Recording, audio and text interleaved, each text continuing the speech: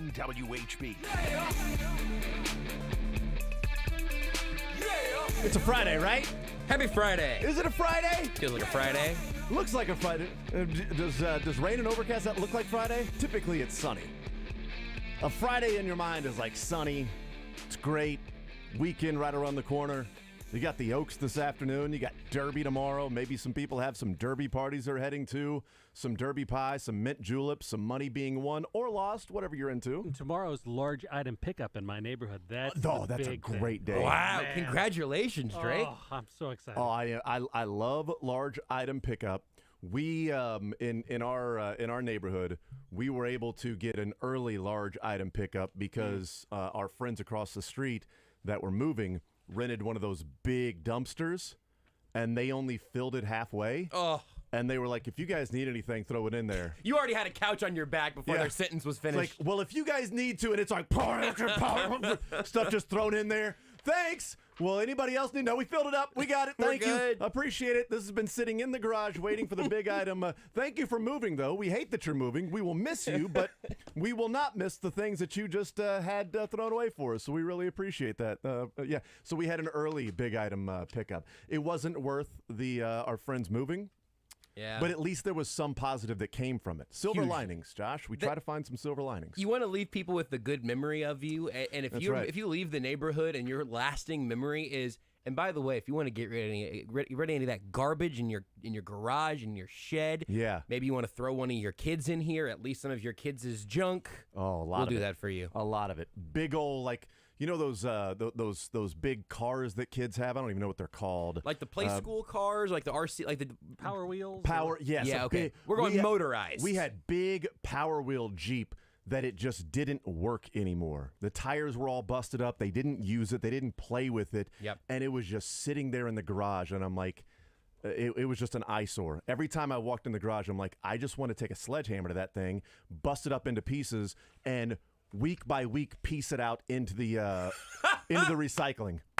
Just I love this. With a hacksaw and whatever, just piece by piece. Okay, there's a tire that went out in the recycling this week. Oh, next week here's another tire. Oh, here's the rod connecting the tires out there. Okay, great. Here's the front seat. Boom, out. I never got around to that because that seems like a lot of work, and I don't really want to do that. There's a lot of other things to do. But boy, the second he said, "Do you guys have anything?" I was already pushing that thing over there. I was already on my way to push that thing over there. You've given broken tires and all. You've given the entire listening audience such a good idea of basically it's like the same concept as sneaking vegetables like into your kids' food, I guess, right? But you're sneaking big trash into your little trash. I made a horrible mistake like 6 months ago. Our washer stopped working. I started getting YouTube tutorials. I took that thing apart. I was like, you know what? I've got some ideas for how this could get fixed. You got to. I couldn't fix it, but I tried my best. Put it back together more or less, buy a new one, get a new one used. It's a used one, so like, but it's working now. It's new to us, so it's running in the basement. We're all good. But I made a horrible mistake, which was not to just say, hey, do you guys want to just take this broken one with you? Do you want to just get rid of this? Because I was thinking, I don't know, maybe there is a chance that it gets fixed up a little bit. Maybe somebody give me $20, and then haul it off and fix it themselves.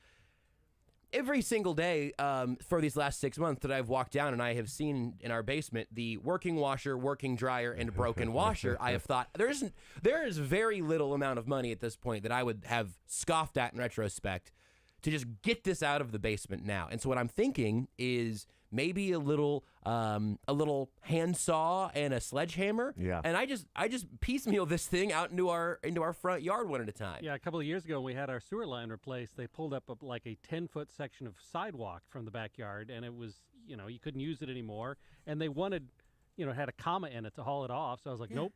So I just took it out every week. I went outside with a sledgehammer and I knocked off a chunk about the size of a softball, and I put it in the trash. And after about 2.5 years, it was gone. And my wife still makes fun of me, but I was like, I saved $1,000. That is so great. Yeah. It matters.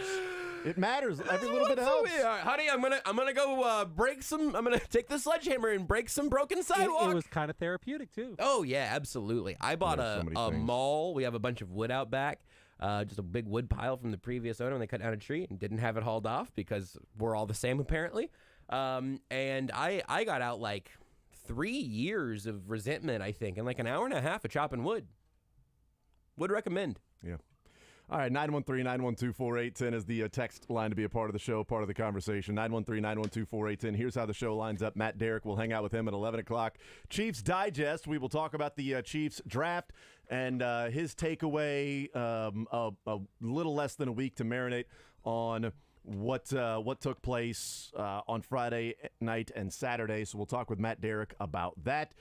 Donovan Smith, the newest Kansas City Chief, how that contract fits in with the salary cap and some of the details on that and incentives and everything around that. And then Sam Munson, Pro Football Focus, PFF NFL pod that I'm a fan of. Sam Munson will be our guest coming up at noon, and we'll talk with him about the Chiefs draft, some of the players that they got. We'll talk to him at noon, but there's also a clip I want to play of him and Steve Palazzolo at Pro Football Focus talking specifically about Rashee Rice. To me, continues to be the conversation piece around this draft. I think most people are confident about what FAU can be, except for a fella that had him ranked as his 38th ranked edge player. 38th. I gave, I don't even know the guy's name. You know, I should give him credit. I should totally give the guy credit for him having the one of the dumbest takes. Oh, it's the defensive end guy. Yeah, football, Emory Hunt. Yeah. He's got like 33,000 followers, so that's 33,000 more than I would have guessed. But he was on the Ross Tucker podcast, and he said, talking about the Chiefs, and it was a great thing, and, you know, they picked a local kid, and it's cool because they're in Kansas City, essentially calling it a PR stunt that the Chiefs took FAU, and said, you know, he was a little bit higher than I would have taken him. He was my 38th ranked defensive end.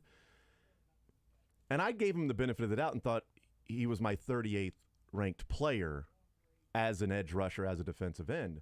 And then somebody responded and said, hold on, are you saying that there's only like 30? There was only like 20 drafted or something like that. And he's like, well, I grade a lot more than others. And so you're saying, in your opinion, he's the 38th best defensive end in this draft? He goes, in my opinion, yes. All right, well, benefit of the doubt is gone. He literally thought FAU was the 38th.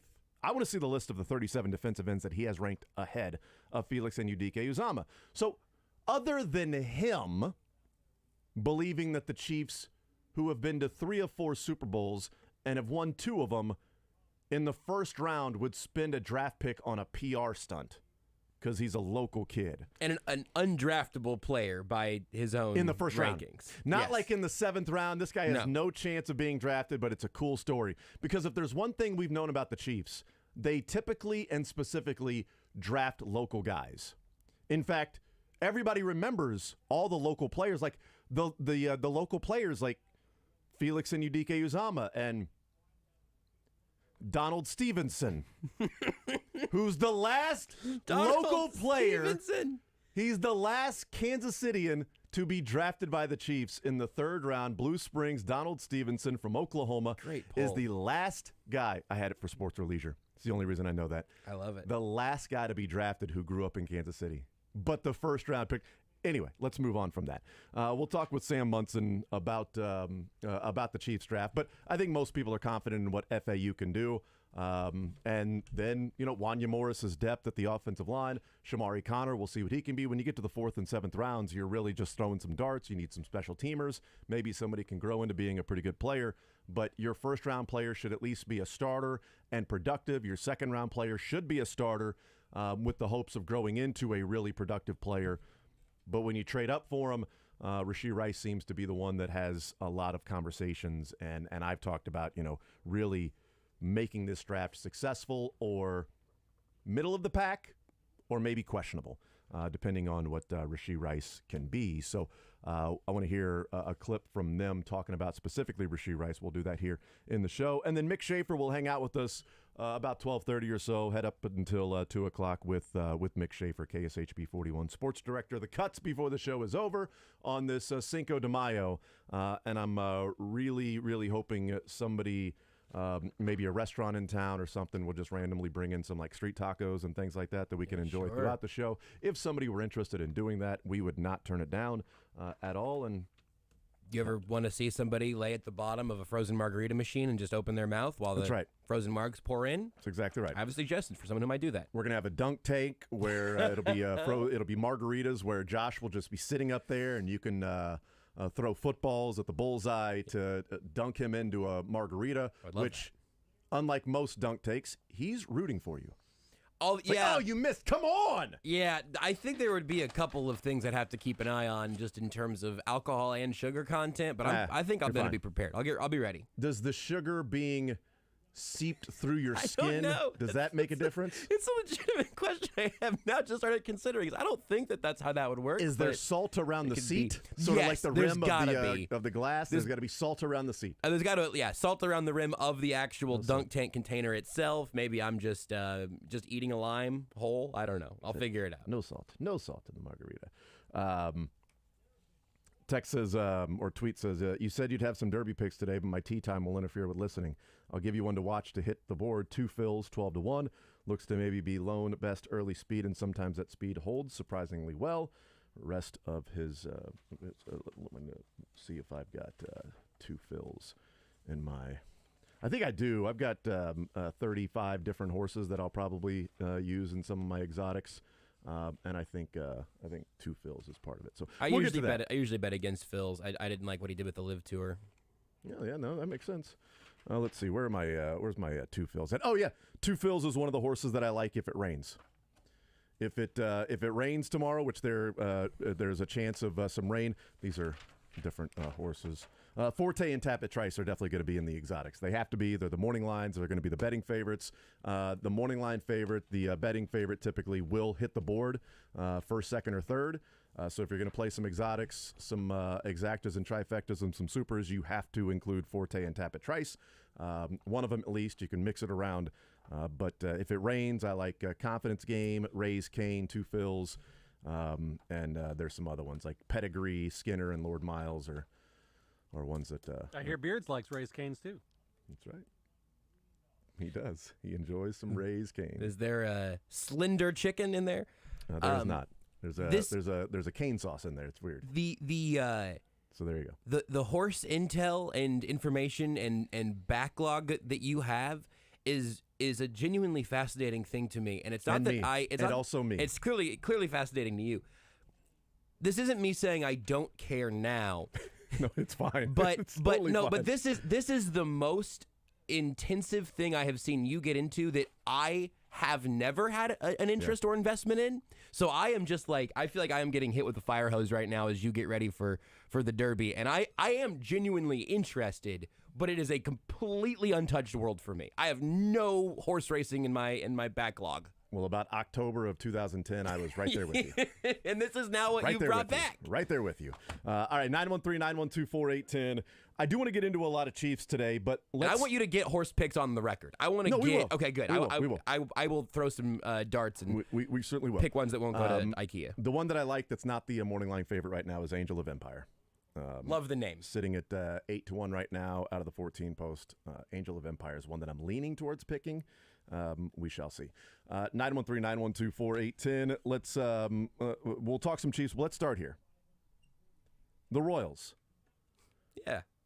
They lose yesterday. Uh-huh. That's out of the ordinary. Or it's not. They made a comeback down 8-1. That's out of the ordinary. They took the lead. That's out of the ordinary. They end up blowing it. Not really out of the ordinary. But a couple of quick observations and assessments of yesterday's game. Was yesterday the best kind of game for this year? I think so. I love this take. If you've got a team that it's a let's see what you have, you're not going to be competing.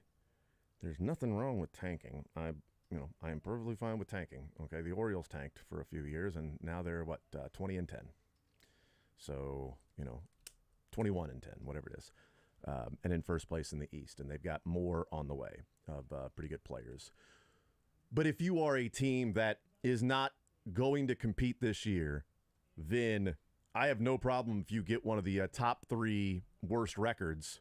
It's a odd way of putting it. Mm-hmm. One of the 3 worst records in baseball, because that gives you the same percentage of winning the lottery.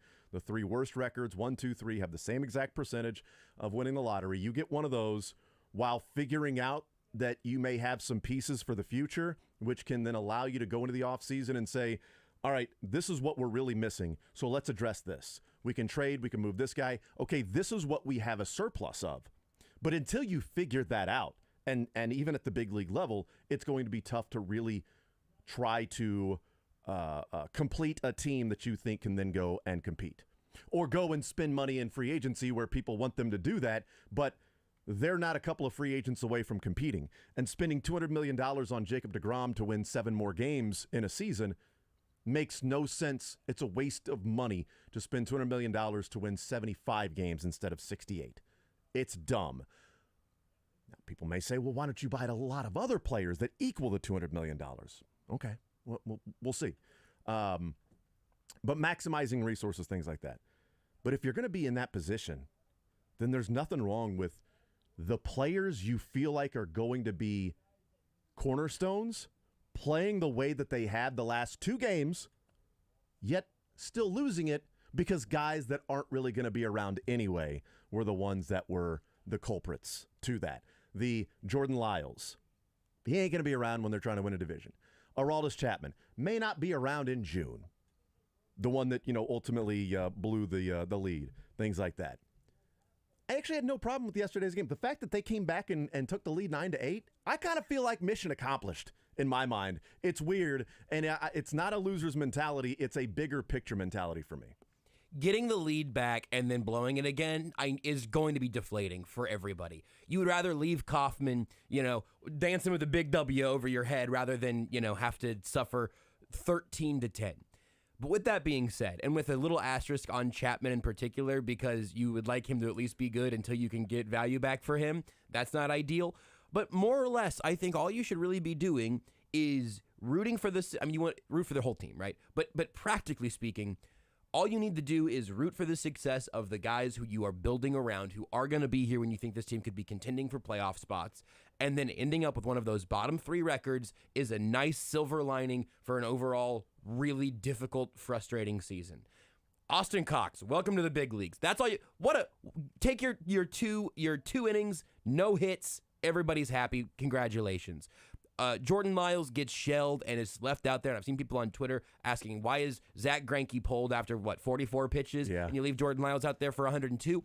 Because that's what Jordan Lyles is here to do. That's right. He is here to get you through as many innings as he can every single start out. He's not Zach Greinke. That's okay. Again, you would love to not actually have to blow the lead, and then again, if you're at the stadium, you're just invested through the much longer runtime of this game than the 2 hours that were 3.5 almost yesterday. Wow. You'd rather leave with a win and a little extra good feeling there. But if you tell me that this lineup, when the lineup was the problem earlier in the season, that's where we're going, oh no, have they made some horrible mistakes? Like both from the coaching staff to who these guys actually are. You got to see the young guys get on base, score runs, bring in guys from scoring positions. Like this is a competent looking offense yesterday. The letter does not matter. This is Eric Bieniemy would hate it, but I care about the numbers more than the alphabets for the Royals at this point. And I think most fans are learning to do that as well. And the numbers being the last 2 games, small sample size, Josh. You look parched. I haven't had a little drink in a minute. Yeah, you look parched. I think maybe even just thinking about the margarita bath might need to replenish your water. Bobby Witt, Vinny Pasquantino, Salvador Perez, MJ Melendez, Nick Pratto, Michael Garcia, and Michael Massey. That's 7 players. And those 7 players, the last 2 games, have gone 22 of 58, which is batting .380. 11 RBIs, 12 runs scored, 2 home runs, 8 doubles, a triple. That means 11 of the 22 hits are extra base hits. 4 walks, 9 Ks, 2 stolen bases. The Royals have scored 16 runs. 11 of those RBIs are from those guys. 12 of the 16 runs have been from those guys there. Can you give me the names again, the 7 again? Witt, Pasquantino, Salvi, MJ, Pratto, Garcia, Massey. So, and you didn't mention Kyle Isbell. I did not. Who I understand why you wouldn't, but in the game of him or Jackie Bradley Jr., his success is worth a little something. Yeah, it is, but my view is that Isbell's more of a 4th outfielder. Totally understand that. And those guys that I just named, I think Pratto can be your everyday first baseman. Vinny can be your everyday DH. Bobby Witt, third base. Garcia short, or that's fine. Garcia at third. Bobby at short. Massey at second. MJ and right. And Salvi obviously behind the plate. Those are the 7 guys that I'm like, okay, I can see them on a diamond where this team is playing like the Orioles. Yep. And the defense they've been playing, which has been pretty darn good. I know Melendez dropped the ball in right field. He's still learning. I get it. It's a tough one. He's looking at it. It's a long run. He's also looking at Massey, and at that point, Vinny. Yeah, Vinny was playing first. I think that's right. So at that point, Vinny running over there. Yeah. So it's like, are they going to get it? Am I going to get it? And the next thing you know, you overrun it because the wind's taking it back the other way, or the spin takes it back the other way. Totally understandable. A Major League Baseball right fielder has to catch that. The next thing you know, it's a 2-run home run, and instead of being out of the inning, you're down 2-0. So, but that's the reason I use those 7. Right, and that makes sense. And because maybe Isbell would even inflate it more. Right. I mean, if I really wanted to skew it, I could throw Isbell in there. And I might be in like NFL draft brain right now because like I look at Kyle Isbell, 4th outfielder, and Freddie Fermin looking like he could just be a backup catcher that gives Salvi some time off. Sure. And both of those guys have great outings yesterday. All of that is encouraging when Hunter Dozier and Jackie Bradley Jr. are brought in substitute roles later on that I don't want to make you talk about.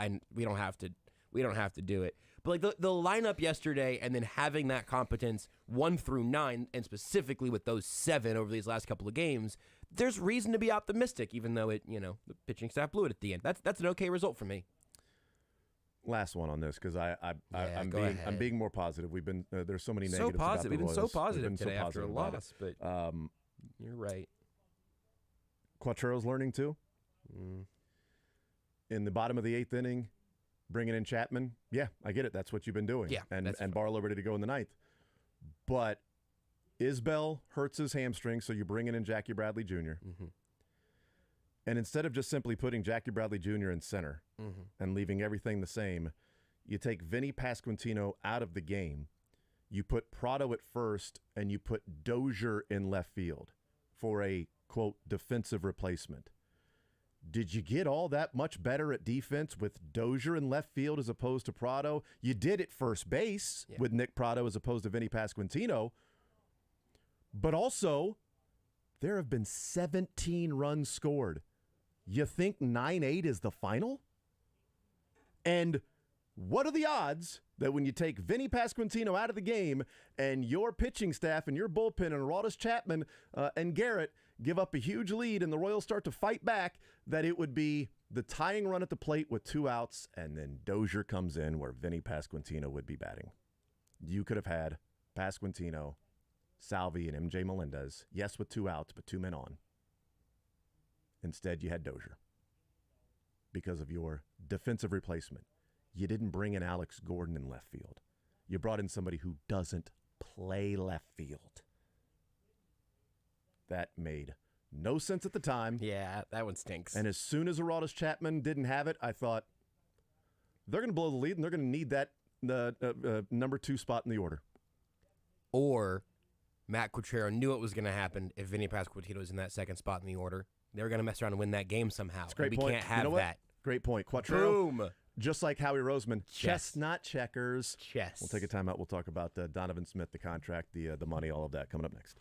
You're in the zone with Jason Anderson on Sports Radio 810 WHB. I'm more than 20 years in the industry. Bickmer Electric, your locally owned and operated one-stop electrical contractor. Small jobs to big jobs. Bickmer team just knows how to take care of your commercial and residential electrical needs. Certainly the commercial part, got a business, want to make sure all of everything is working. You don't want to have that downtime in the business, lose any money or anything like that, revenue, because of something happening with the electrical issues at your particular place of business and your residents. The last thing you want to have happen is when something like that goes on. You want the peace of mind. Also, what about some different jobs in your house or business that you just simply want to improve upon? Bickmer Electric, the spot for you. You want to hire a professional, make sure the job is done the right way the first time. Call now. 913-313-6751, BickmerElectric.com. If you're looking for somebody to come in and make those adjustments, changes, improvements, BickmerElectric.com. 913-313-6751. It's Bickmer Electric. Hey, Soren Petro here. Join me for Cinco de Mayo at the Salty Iguana. The program's going to be broadcasting live from 2 to 6. Salty Iguana has the best Cinco de Mayo fiesta in Kansas City. They've been celebrating locally for 30 years with great margarita and bucket of beer specials. So celebrate Cinco de Mayo at the Salty Iguana in Prairie Village, Olathe, Lawrence, or with me and Sports Radio 810 WHB at the Independence location this Friday from 2 to 6. Come join the fun.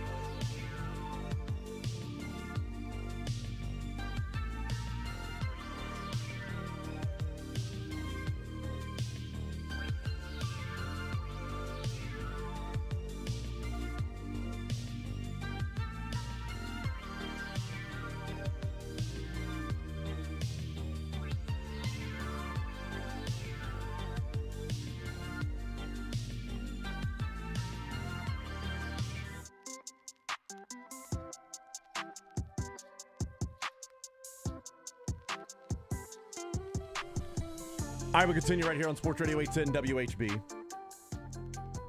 I didn't even see this morning another horse scratched from the Derby, so now only a 19-horse field. It's actually one that I was talking about in Skinner. So, elevated temperature, Josh. Elevated temperature, scratched. So, the three alternate horses had already made it into the field with the three horses that were scratched before. And now, this morning, Skinner. Lord Miles was scratched. Practical Move was scratched. Contour was scratched. And now Skinner scratched. Horses these days, man, they just won't play through anything. Well, you know, it's a kind of a big issue going on right now with the number of the equine deaths that have taken place the last couple of weeks. Back in my day, horses would just run through it. Yeah. And you have a trainer in Savvy Joseph Jr., whose horses have all been taken out of races because he's had a couple of deaths, and they're trying to do an investigation. So his particular Derby horse was just scratched from the stewards. He just said, no, you're not running your horses in the Derby. That was one of the scratches. So 913-912-4810 is the text line, 913-912-4810. Donovan Smith contract details. We hear from Nate Taylor, $4 million. Roughly $3-4 million. Have we seen an exact number? I saw Nate Taylor say 4. And that means there's incentives of about 5. Yeah. So if it's $4 million, I would guess that the incentives, with the way that the salary cap is for the Chiefs right now and how close they are to the edge and still have not signed their rookie class, I would guess that that's $5 million of not likely to be earned. That if that $5 million's earned, it goes on next year's cap. Or do you think there's some likely to be earned that it's $4 million, and some of that's going to count against the cap this year? So maybe it's 5 or 6 with 3 that could go towards next year. Well, yeah. So Nate's in his story in The Athletic says Smith joins the team on a 1-year, $4 million deal that could increase to a maximum of $9 million through performance-based incentives, according to multiple league sources. The strange thing, though, is that this deal is official. Like, it came through the NFL transaction list. The Chiefs have tweeted it out, which I think they really only do after it's official. And I think Craig said yesterday the Chiefs' NFLPA report card, or not the report card, but their reporting for their cap space was around $3-ish million. Over the cap has the Chiefs at $3.725 million. And that's with a 0 for Donovan Smith because they don't actually have the details or the structure or anything like that.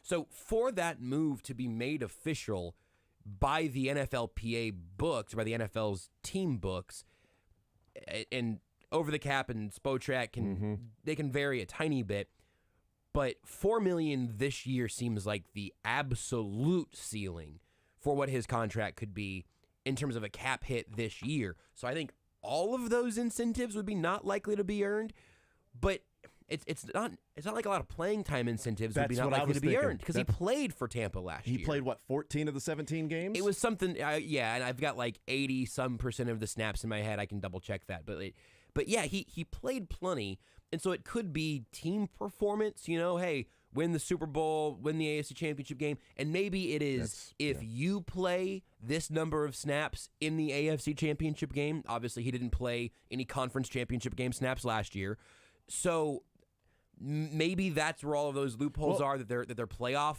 incentives. He played 908 offensive snaps, but every year before that except one, he got to 1,000. So if they say 1,000 offensive snaps, you earn this. 1,100, you earn this. So that would be not likely to be earned because last year was 900 offensive snaps. Yeah, and let me see. So if he gets to 1,000, then that would be an LTBE. Last year, the Chiefs offense, well, I'll just give you, Creed Humphrey led Chiefs in offensive snaps last year with 1,136. And that was almost all of them. I don't remember when he would have not been out there, ran the second team out at some point. Orlando Brown last year played 1,131 snaps. So if you're a starter and play all year, you're going to get about 1,100 snaps. But Andrew Wiley played 1,091, and he was the starter. You know what I mean? Absolutely. So you're looking at about... You could say 1,000 if you are the starter for 17 games. That's just a really... If I was Donovan Smith's agent, I would say, what are we doing here? Because like if my guy plays 800 snaps for you, he has played the vast majority of the season. But those would be likely to be earned because he played 908 offensive snaps last year. So how do you work around that? I mean, maybe it's 910.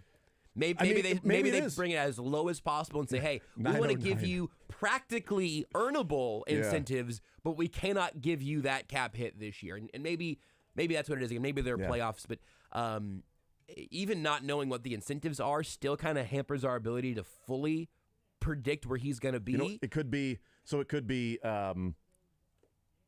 active roster divisional round. Yeah. Because he only played in the wild card. They didn't get to the divisional round last year. So active roster divisional, active roster AFC Championship, active roster Super Bowl, those would be not likely to be earned. That could go on to next year's cap for the Chiefs. Or even 50% of the snaps in those playoff rounds, which is what right? Like Juju was. Juju was like 50% of the snaps in a game that they won. He got $1 million for the AFC Championship game.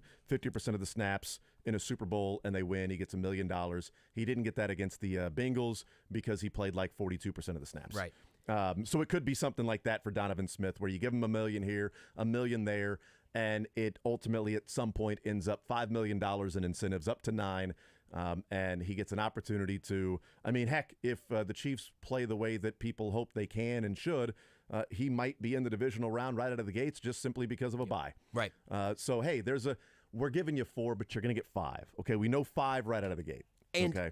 And the way the numbers change the math for me a little bit, and again, it's not a huge differentiation, but if you said, the Chiefs are paying $4 million to never need Prince Tega Wanogho to play left tackle this year, yeah, all right. Yeah, I see the vision. It's a $4 million insurance policy. It's $4 million depth for a guy who, look, I'm not as big a fan of Donovan Smith signing People probably know that by now. I'm a much bigger fan of Rashee Rice than I am of the Donovan Smith signing. Right. I think probably people should know that except for Texter. That one Texter. But I also acknowledge that he's not 30 yet. Yeah. And this is a big if last year was strictly he was hampered and he was a lesser than player because of the different injuries. Multiple injuries. Yeah. Then and the Chiefs are banking on him healthy, playing like he did when he was 27, 28 years old. Then they would have a steal in Donovan Smith at the left side, and Jawaan Taylor can stay at the right side.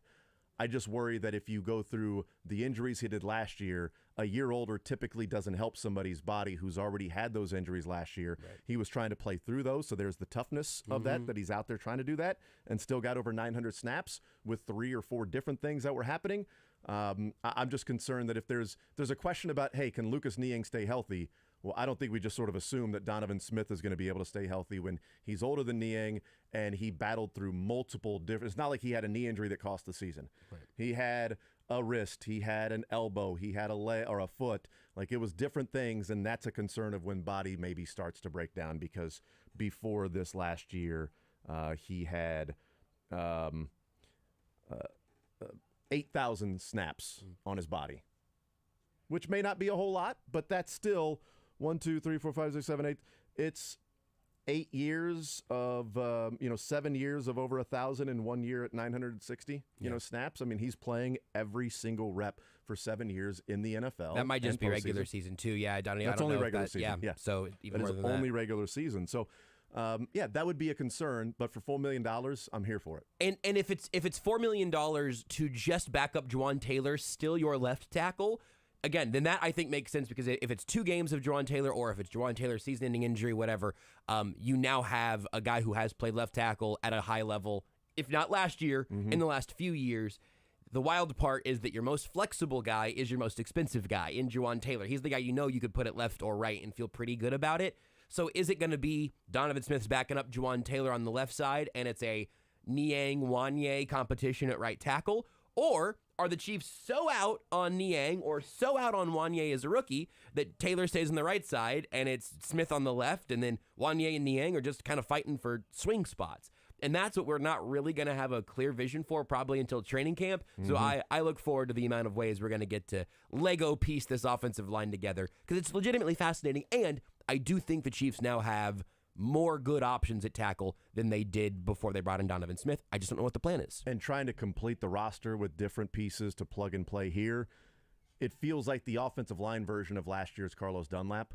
That kind of. He could be a starter if he gets back to the guy he was I hated here in Cincinnati in 2020, when it was kind of felt like he was going through the motions because he wanted to be traded. He eventually was traded to Seattle. He turned it around in Seattle. If he's that guy, okay, you got a pretty good player in Carlos Dunlap.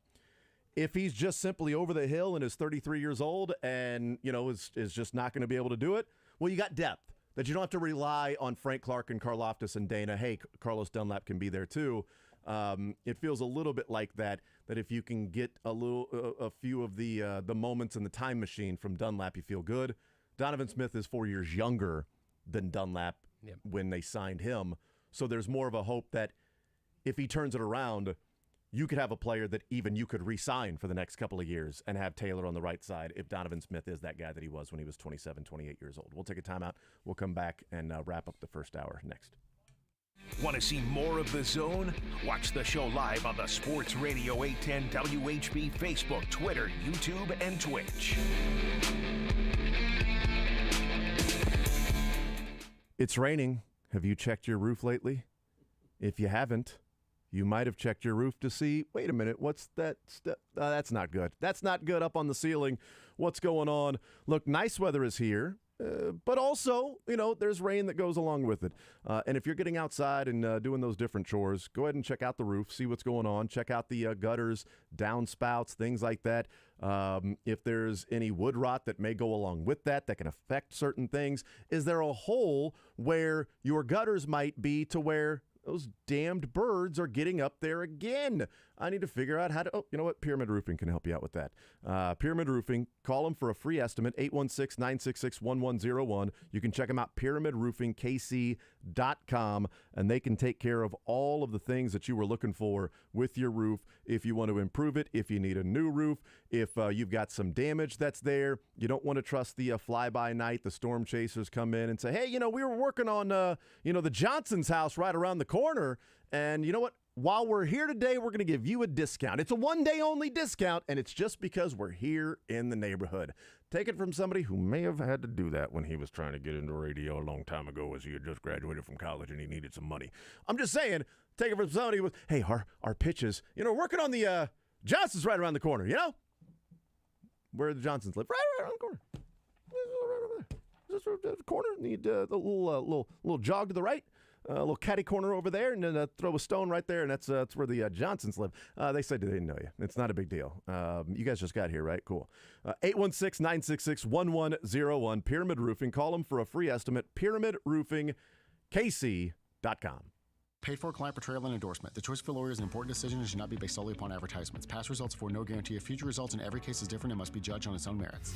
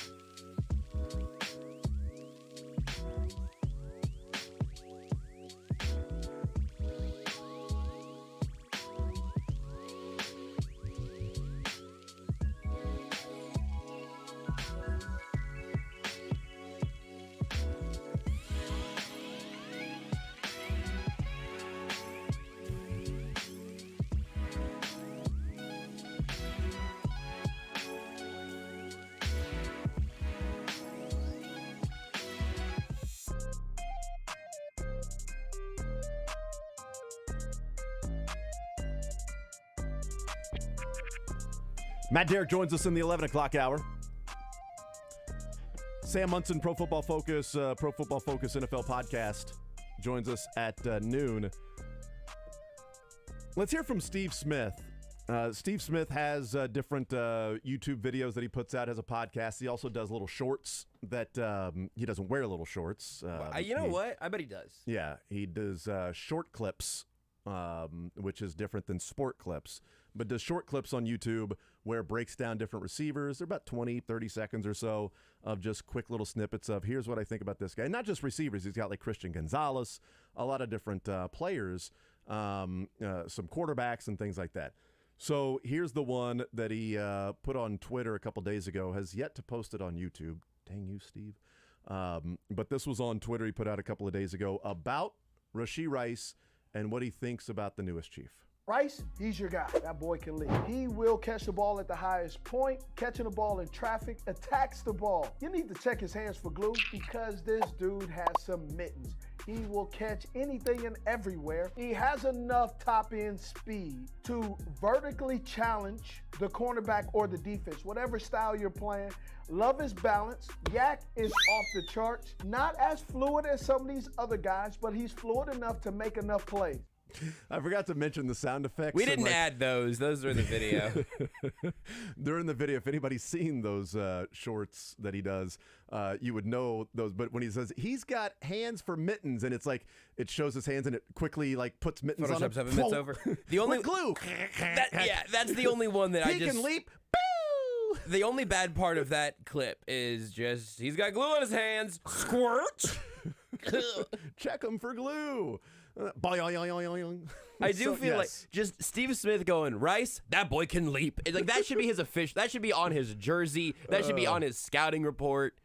I've seen the word leap with Rashee Rice more than any other descriptor, I think, anywhere in football. I love it. The thing that stood out to me in that clip, we have talked and heard so many people discuss those traits from Rashee Rice. Mm-hmm. The thing that stood out to me was enough speed to beat you vertical over the top. Because that has not been anything that's been talked about with Rashee Rice, because his profile is weird. Like you wonder if the watch or the electric time on the 40 or the laser time on the 40 is broken, because he's 95th percentile in the 10-yard sprint. Mm-hmm. He's 95th percentile in the 20-yard sprint. He's middle of the pack in the 40. Mm. So how does he get 20 yards, 95th percentile, and then fades back to just everybody catching up to him?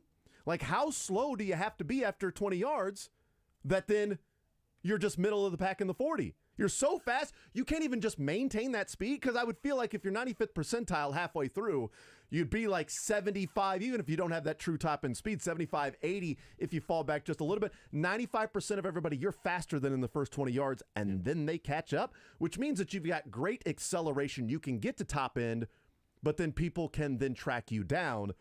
Why is that? And is the clock broken? No, it's not broken. It's just a really weird profile. And when you watch his game, he sort of plays that way. You know, he plays to where if he's running deep, the guy is still, you know, on his hip. There's still that physical contact that goes along with it. So I'm pumped for what Rashee Rice can be for this Chiefs team, because they don't need him to be a deep threat. Yeah. They don't need him to beat teams over the top. That's what MVS is for. Kadarius Toney can do that. Richie James can offer that. Justin Watson, if he's on the field, can offer that, right? He's Forrest Gump. He's just run. Rashee Rice doesn't have to be that. He's a guy that make contested catches, catch the ball maybe underneath in the zone, pick up 8 or 9 more yards because of your body. Whether there's wiggle there or just running through different defenders, it's a different way of Yak than Toney and Tyreek. Yes. In that those guys are so shifty. They're water bugs, where Rashee Rice is just like, yeah, I'm 6'2", 210, and I'm just going to run through the cornerback who's 6 foot 180, and you're not going to be able to tackle me. And I've caught the ball in space. I'm turning around, and one guy in open space, I'm going to break that tackle and fall forward like a running back almost all the time.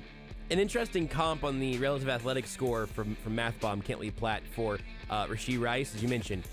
1.5. I'll give you the scale for the 20 and the 10. 9.74, 9.39 Out of a 10. Out of a 10. That lines up with Sky Moore's 9.96 and 9.8.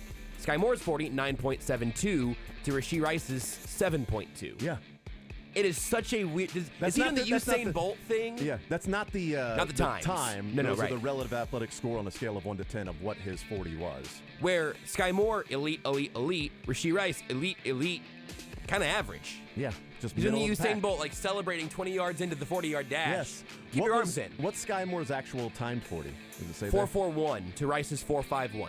And Rice is a little bit bigger, but still, I mean, we'll see. Matt Derrick Gann next. Asphalt and Concrete, proudly serving the greater Kansas City metro area from Blue Springs to Leavenworth, Liberty to Olathe, and much more. Gann Asphalt and Concrete is Kansas City's nationally recognized full-service paving and pavement maintenance contractor, making parking lot problems disappear in Kansas City since 1994. Free consultations, no commissions, in-house crews, and every project comes with a written warranty. Find them online at GannAsphalt.com or call 816-484-3338. Gann Asphalt and Concrete, one contractor, all things parking lot.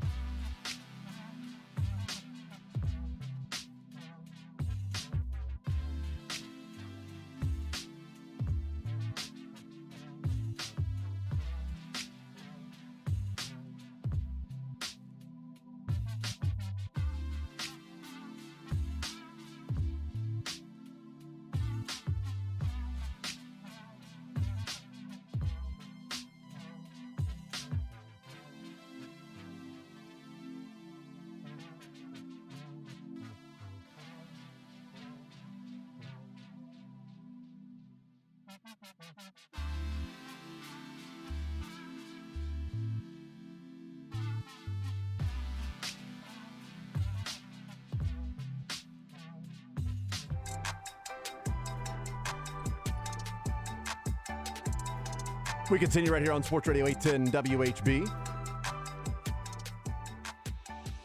Jason Anderson, Josh Briscoe, and Drake on a Friday. 913-912-4810 is the text line. Text says, why is Jason so down on Donovan Rice? I like that one. That's a really good one. 913-912 4810. Text says, let me put Rice in terms Jason can understand. He could win the Derby, lead the Belmont, but would fade to finish 4th at the Belmont. But he would also win the Preakness by like 5 lengths. Preakness is the shortest of the 3, Josh. Okay, this is Belmont. great. Belmont is the longest of the 3. Derby's right in the middle. You know, I'm more of a motorsports guy, so you'd say that Rashee Rice would be great at Martinsville. I'll take your word for it. And that's the only one that I can think of. That's okay, very good. Good for you. I know Good that's for the you. real short one, because I used to play the video game all the time. Yeah. So Rashee Rice would win the Derby. Okay. Destroy the Preakness. Crush the because of how quick he is and that initial speed, but then would fade back at the Belmont because he just doesn't have the stamina. I think that is actually a very good analogy. Love so it. good job, Texter. You've gotten deep into the folds of Jason's brain. Especially if you get into the Belmont and there's new shooters in the field, then you got an issue with that. Then Rice may not even. You got fresh lead. legs, right? Yeah, I mean, exactly. Thank you. You know what a new shooter was. That was just context clues exclusively. Job. Just context nice clues. Job. Completely faking it. Let's bring in Matt Derrick, straight shooter from Chiefs Digest, joining us here to talk some Chiefs football, some short draft speed, medium speed, long speed. Matt Derrick. That's exactly right. Matt, what's up, brother? I was just thinking that there's no way you could have pulled off that analogy without all the time you spent in Louisville, man. That's exactly right. That paid off. That paid off. You know, I've been really champing at the bit to be able to talk with you. And I knew it's champing and not chomping because I am a man of culture and grammar. Thank you. Just to talk to you about these draft picks, Matt. So welcome into the show, sir. As always, we appreciate you joining us. Before we get into the draft picks, let's go the most recent news. It's what we've talked about yesterday and, the middle segment of the first hour. Donovan Smith signed by the Chiefs. We know it's a $4 million one-year deal. It can be up to $9 million. What do you think of the signing of Donovan Smith, Matt? I mean, to me, it's a good, low-risk, high-yield reward kind of deal that Brett Veach loves. I was really surprised that Donovan Smith was still out there. I mean, even with the elbow injury, and it makes you wonder, if there's more concerns about the injury history and if there's anything else that, maybe was forcing some teams to be a little bit hesitant on him. But this is a guy that, when healthy, has been a really effective, left tackle. I mean, he was a left tackle for a Super Bowl champion. So a quality player. Last year was not himself, but clearly the elbow was bothering him throughout the year. He's always been a better pass blocker than a run blocker, and that was still true last year. I mean, his pass blocking didn't fall off that much, but the run game it wasn't there, and nothing really went right for the Buccaneers last season, so it's kind of hard to tell. But, I mean, I'd be really surprised if he did not get first crack at staying at left tackle, and the Chiefs see if he's healthy, if that's the case, and you're able to keep Jawan Taylor on the right side. I mean, I think that would be their ideal scenario, but that's going to be contingent on just how healthy and how good Donovan Smith is feeling.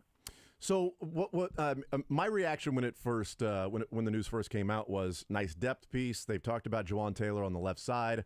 I'm not as big of a fan of Donovan Smith because I'm concerned about the injuries all of last year, and he's getting older. Typically, you don't start to become healthier as you get older.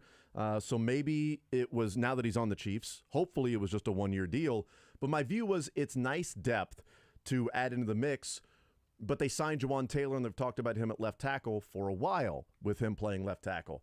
Does your view change when you hear that the Chiefs view Donovan Smith as a starter? They think he's fully healthy, and they are going in as Donovan Smith is one of the 5 offensive linemen on this Chiefs team to start, that Thursday night when the season opens. Well, I still keep going back to the flexibility. I mean, that's what the Chiefs have been going for this entire offseason at the tackle position. I mean, it's been kind of their watchword, flexibility. I mean, that's why they signed Jawan Taylor, was because that was a guy that they felt like could play either tackle position, and that allowed them the freedom to sign whomever or whatever they wanted to and do whatever they wanted to in the draft. As far as addressing the tackle spot, I mean, they weren't pigeonholed in to going after either left or right side. They could kind of see where the market was and what's happening. I mean, you're right. I mean, guys don't get healthier, but it's not like Donovan Smith is 85 years old. I mean, he's 29. Yeah. You know, and yeah, it gets He'll a little bit be hard. 30 before training camp. When's his? I think so. Yeah, he's going to. Yeah, June 23rd is his birthday. Oh, mine's June 24th. Oh, hey, I'll also be 30 on June 24th. So how about that? As far as you know, but yeah, you're right. He's not a spring chicken, and he's not 38 years old trying to just finish out the string. But you know, here's the thing though about the injury. I'm much more comfortable with a tackle coming off an elbow injury than I am with a lower body injury, because if you're talking about how he's coming back from a knee or an ankle or something like that, I'm going to be worried about his speed. I'm going to be worried about whether he's still got the agility to move. Elbow injury, I mean, that you don't get how much that can really zap your strength while you're dealing with the injury. But it's so much easier to come back from and to put behind you, and really isn't going to limit you. I mean, I think you saw last year, I mean, he was still an effective pass blocker because the feet and the movement were still there. I mean, if he's able to do that, that's going to be a big deal. But, you know, if the alternative is that, you know, he is a depth piece and the Chiefs are starting someone like Lucas Niang or Wanya Morris at right tackle, that is a strong drop-off in experience, and not that it's a bad thing. I mean, I think there's reason to like both those players, but there's huge question marks. The question marks, amazingly enough, about Donovan Smith are much smaller than I think the question marks are for either Lucas Niang or Wanya Morris. Well, and the difference of, like, you know, are the Chiefs better today than they were this time last week when you and I talked about the Chiefs in the draft? Yeah. Because this time last week we were discussing Jawaan Taylor, Lucas Niang, and Prince Tega Wanogho, who were the Chiefs' tackles at that time. Now you add in a guy who's super traitsy, if that's a word, in Wanya Morris, and the traits that the Chiefs absolutely love, the length, the athleticism, and the balance, which if there's one – look, if you're going to get beat as an offensive lineman, the best ability to recover is length and balance. He has to be stronger because he's susceptible to the bull rush. There's a lot of things that have to be cleaned up for Wanya Morris, but he's athletic enough. He can get out and pull. He's pretty good in open space with his run fits. That's where his athleticism and length comes in. But he's a third-round pick for a reason. If all of those things were perfect, he would be top 15 with some of the traits that you can't teach. But they draft him, and then they sign Donovan Smith. I feel so much better, even though it's a depth piece with Wanya that could grow into being a really good player, and Donovan Smith that could be depth, could be a starter. And that's ultimately how I'll view both of those, is that this time last week, Lucas Niang was your starting right tackle, Jawaan Taylor was your starting left tackle, and Prince Tega Wanogho was a swing tackle, either way. And now you've got Donovan Smith, who could be your starting left tackle, which could move Jawaan Taylor over to the right side. And Wanya Morris could be a guy that for a year trains and works on his body and fundamentals and footwork and lower half with Andy Heck and Andy Reid. And the plan might be that, you know, we took this guy in the third round. He's more of a project, but the things that are issues are teachable. And he might actually be our left tackle when we start the season in 2024. And Jawan's going to stay over on the right side now that they got Donovan Smith. So waking up today as opposed to last week, the Chiefs are better. And that's really, you know, what Brett Veach's job is. And, you know, I think irony to a degree, and maybe coincidence is a better word. I don't want to go all Alanis Morissette on you and everything. But, you know, 2 years ago, remember, Kyle Long was penciled in as the starter for the Chiefs. You know, and they were like, well, is he going to be the right tackle? Is he going to be one of the guards? I mean, there's no doubt Kyle Long is going to be playing, and Kyle Long never played a game for the Chiefs. Barely practiced. So, you know, we might be getting ourselves, you know, a cart before the horse here. Yeah. And getting ourselves worked up over nothing. But, I mean, to me, yeah, the Chiefs are better, and the upside is better because even if you get something out of Donovan Smith, I mean, frankly, that's more than what you've got right now. Yeah, absolutely. What do you think that Matt Derrick's our guest? What do you think the long-term plan may be? Since you just said maybe we just wait and see for this offseason and things like that, which then brings me to my exact next question. Since we'll wait and see, for you to say, well, what's the long term then? Well, you know, you want to wait and see. Well, now let's double down on not waiting and seeing. What do you think the long-term plan may be, or options that are there? Because I was under the impression the long-term plan was going to be Jawaan Taylor on the left side. And if they still want to eventually move him over to the left side, I'm not sure what delaying it 1 year, what good that will do. But if they bring in Donovan Smith, and I also want to ask you about, maybe Anton Harrison or something like that, if there was a possibility there of trading up for a left tackle, if they really thought maybe Jawaan Taylor would stay on the right side. But the long-term plan, if Jawaan Taylor was going to move to the left side, I would say just go ahead and get it done and do it right now.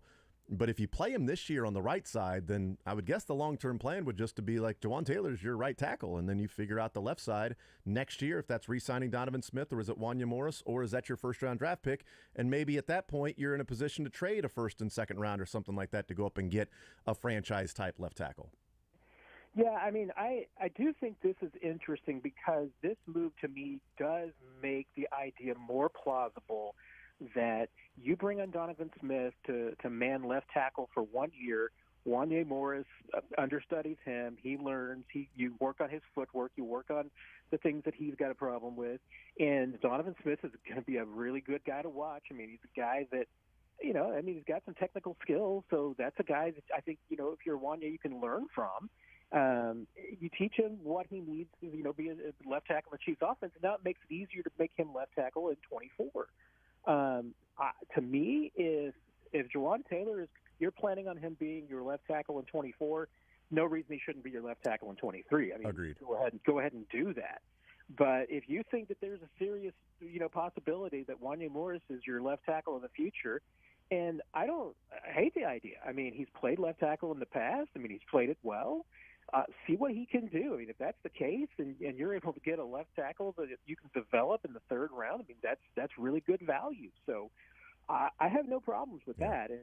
But to me, that makes a lot more sense to commit both those guys one way rather than, okay, well, Wanya is going to be a swing guy this year, so he's going to be doing both. So and then Jawan's going to be right, and then we're going to flip him over. No, I mean, I would just put both those guys in the role that they're going to be that you think long term and do it. Because it's not easy to just simply go from one side to the other. And that was the big question that even, we talked about at the time when they signed Jawaan Taylor, Matt, was, well, he's never played left tackle. So it's not just going to be put him on the left side because he's a good right tackle and he'll just figure it out. Clearly the Chiefs think there's some, translatable areas of his game that he can play left tackle, or they wouldn't be talking about him as a left tackle and pay him $20 million if they thought there was just no chance. I mean, Mitchell Schwartz talks about it all the time of just, moving to the right, to the left side. That's not easy. I mean, Lucas Niang, right tackle, right tackle, right tackle. Orlando Brown goes down. Lucas Niang moves to the left tackle, torn patella. I mean, I don't know if that's correlation causation, but it certainly is coincidental. Not ironic, Elenus, but it's maybe coincidental that took place right as he had to move to the other side. So if you're saying Donovan Smith has only played left tackle and Jawaan Taylor has only played right tackle, well, now you switch those things. Are they, having guys that are playing out of place? Or if those guys are just simply your best five, is it better to put them at their natural positions with your best five? And in today's day and age, Matt, it's not like where we talk about right tackle is just figured out. It's no big deal. It's sort of like an offensive line you can throw in there. But left tackle has to be the anchor. The best offensive lineman that you have is at left tackle. It's the most important position. We've seen the Chiefs with a better right tackle than left tackle win a Super Bowl with Mitchell Schwartz being the best offensive lineman on that team. There is absolutely nothing wrong, and I've been asked that a few times over the last few days. Like, why pay Jawaan Taylor that much money to be your right tackle? Well, because they think he's good. I mean, that's right. That's it. I mean, did you complain about Mitchell Schwartz making a lot of money? No. I mean, and Mitchell Schwartz, I mean, that was at the time when he signed that was one of the better deals for a right tackle out there. I mean, Chiefs haven't been afraid to pay for a right tackle when they need to. And, but this is how you do it. This is your plan. I mean, if you say to yourself, hey, we can get a Donovan Smith. We can bring in a journeyman guy to come in here for maybe a year and get us by at left tackle. We can draft a guy that we can think can be a future left tackle. Well, that's how you build a Super Bowl team with a quarterback making $45 million, $50 million a year plus, because that's how you manage the cap. I mean, you're paying a lot to a right tackle, but the idea is that you're not going to be paying much to your left tackle. Mm-hmm. And, so if you look at the position, the way, to me, it doesn't matter in that regard. To me, what matters is how much money is tied up in the position overall. And in that regard, I mean, I don't think the Chiefs are in that bad a shape as far as, and I haven't looked at the numbers as far as, how they are with Smith's contract on there now. But, it's not like the Chiefs are all of a sudden, spending $85 million on the tackle position. I mean, they're fine. And to me, it doesn't matter if you're paying a left tackle or a right tackle. If you got two guys that can play, that's how you do it. Yeah, so the way that it is, I haven't seen Donovan Smith's contract as part of Spotrac, which is what I like to use. So they still have the Chiefs at almost $5 million in cap space. But as I've talked about a couple of times, in that the draft class, Felix and Rashee Rice are going to be the main ones that count against the cap. I think 30,000 of Wanya Morris's contract will count against the cap. So you're looking at 3.3 roughly that'll be added to the cap when those contracts are signed, because after that it'll be just the exchanging the last 5-6 guys on the top 51 in the contract and what the new guys will sign, so it won't add to that. So you're looking at 3 something, so that'll take it down to 1.3 that they would have available according to Spotrac. And if 1.3 is available, Donovan Smith, not sure how they're going to work that. Also, McKinnon is not added in here as well, so there's an agreed to a contract. But so there's some things to work out. But to your point, not last year, but in 2020,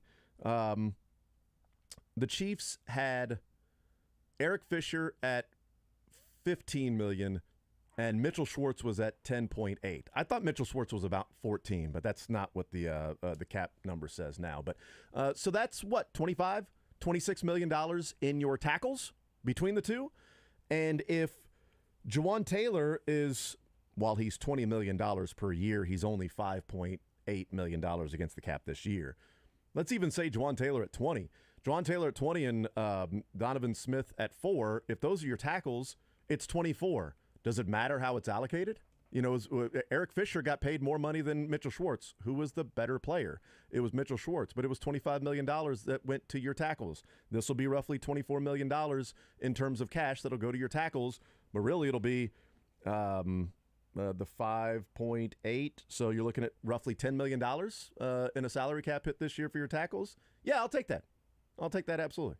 And I had to look it up. The Chiefs currently, before Donovan Smith's contract goes on the books, at the tackle position, ranked 29th in most cap space for this season, at $8.9 million about. So even if Donovan Smith earned all of his incentives, they would only go up to the 23rd. Wow. At worst, as far as team with cap commitment. Now, going forward, you're right. I mean, hey, he's got some backloaded money, so that number's going to go up.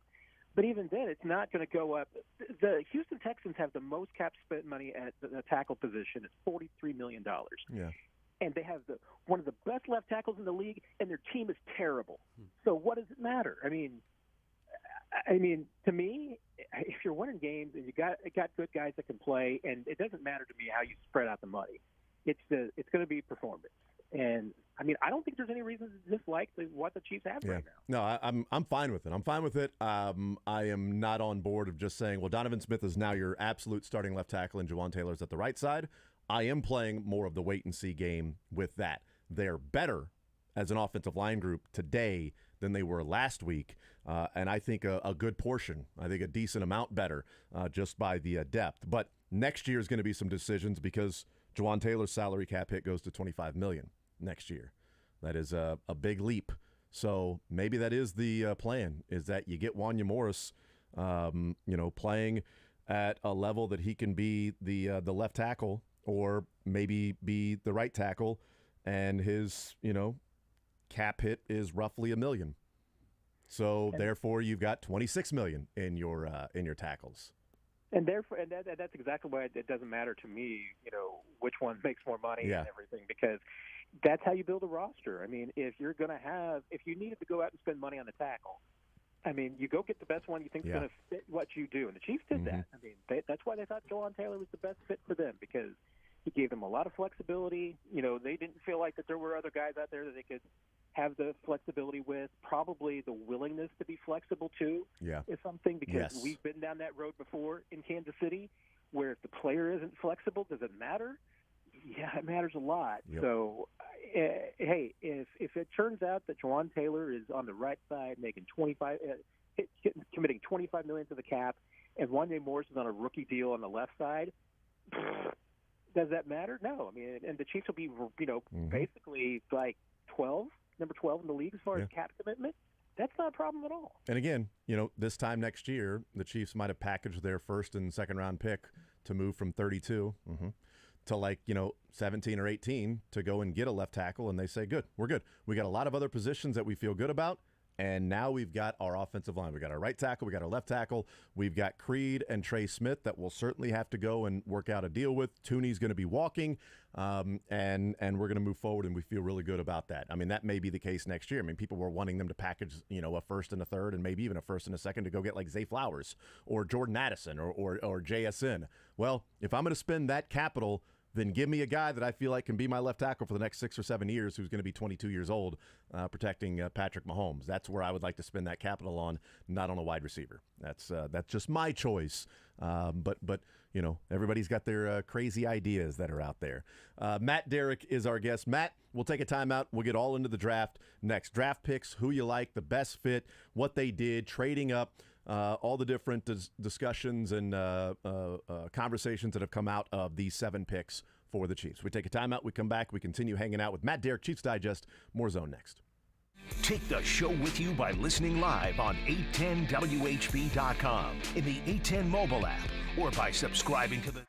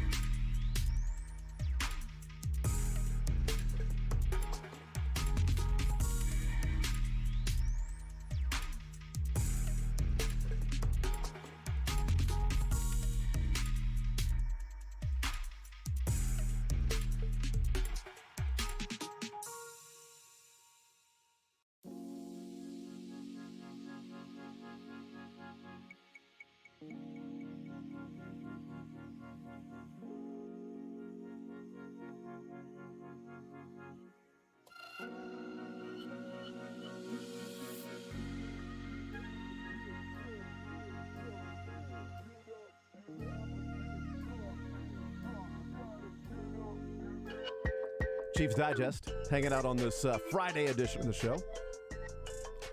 All right, Matt, let's talk about the 7 players that the Chiefs drafted. We talked about FAU with you last week and the fit and what you liked about Felix and Udike Uzama, King Felix. So let's talk now about the overall draft of what you thought from the other 6 players that the Chiefs ended up selecting. Yeah, I mean, I hate to use the word safe because that's not exactly what I'm trying to say, but this was, to me, a meat and potatoes kind of draft for the Chiefs. I mean, Brett Veach laid it out for us. I mean, he came out there, week before the draft and said, well, you know how you build teams. It's in the trenches. You get some guys can catch the ball. You get some defensive backs. That's what you do, and that's exactly who they took in this draft. I mean, I think Rice is probably the one kind of boom or bust guy to a degree. I mean, I could see him being very, very effective. I could also see him not panning out maybe the way everybody wants. But other than that, Chiefs clearly got the guys that they wanted, traded up in a couple of spots. But now you could say with the first-round pick that maybe clearly the evidence is that they would have preferred somebody other than Felix. But at the same time, he was the guy they wanted at 31 if they were going to stay there. So I think that worked out, and I think they got some guys with a lot of upside. I mean, even though like B.J. Thompson and Keandre Coburn, in those day 3 drafts, I think those guys are some guys with some really good upside. So I don't have a lot of complaints. I mean, I think that Brett Veach had a plan. He went out there. They executed it. They got exactly what they wanted. And I think there's reason to believe that as far as the first 4 picks, I think that reasonably that's probably what they expected to get going into the draft, those 4 guys. The selections last year, a lot of the talk that came out of that was, boy, they're really smart players. Just a bunch of really smart players, football players. They're going to be coachable. And part of that, Matt, was, well, those guys are going to have to play. Like, they're going to have to play right away, so you need guys that are going to be able to adapt, pick up a playbook. Clearly, you need guys that are good football players, but when you're adding depth pieces, and especially in the secondary, Trent McDuffie, brilliant. He's Mensa when it comes to cornerback and what to do in the secondary. Joshua Williams, smart football player, has a lot of raw ability, but just gets it. Jalen Watson, smart. There's some teachable things that you can do to clean up his game, but just get Brian Cook, smart football player. It felt like last year was about how smart the players are. This one, it is not to say that these guys are not smart football players, but the RAS, the relative athletic score, anything above like 8 is good. Getting into the 9s is elite. It's a grade 1 through 10. FAU is an 8.7. Rashee Rice was a 9.5. Wanya Morris was an 8.4. Shamari Connor was a 9.2. B.J. Thompson was over a 9. Keandre Coburn was a 5.3. But he ain't there to be an incredible athlete. Right? He's there to do a job, which is take up a couple of blockers. I don't care about Keandre Coburn's 40 time. I don't care about his vertical leap or his broad jump. Good. I care about his butt, his legs, and his anchor, and taking up a couple of blockers so that Chris Jones can get free and Nick Bolton and Willie Gay can fly around and Drew Tranquill and things like that. That's what I care about him. So what do you make of the RAS sort of being higher level athletes this year, where last year the RAS scores weren't all that off the charts, but they were smart football players that you felt like you needed to play right away? Well, and if I'm not mistaken, I mean, I think you'd be surprised. I believe that the average RAS score last year was higher for that class than this year. Like I said, this one is a less athletic team, a group of players, and last year was more athletic. This is more the smart players, just the let's get out there and play. Like I was saying, Matt, I did not know that the average was higher last year. But Coburn throws that off a little bit. Thank you. I'm with and Nick you. Jones, Coburn, by the way, Nick Jones is not high scoring on the RAS. Not particularly either. No. But, with Coburn, yeah, I mean, that is, great in the tackle, but not all tackles are the same. And considering that how many tackles that you're now talking about, especially in this year's class, and you're talking about 280-pound tackles who can't lift anything because they're trying to be Aaron Donald, and they don't have Aaron Donald's strength, but they think weighing 280 is the key to everything.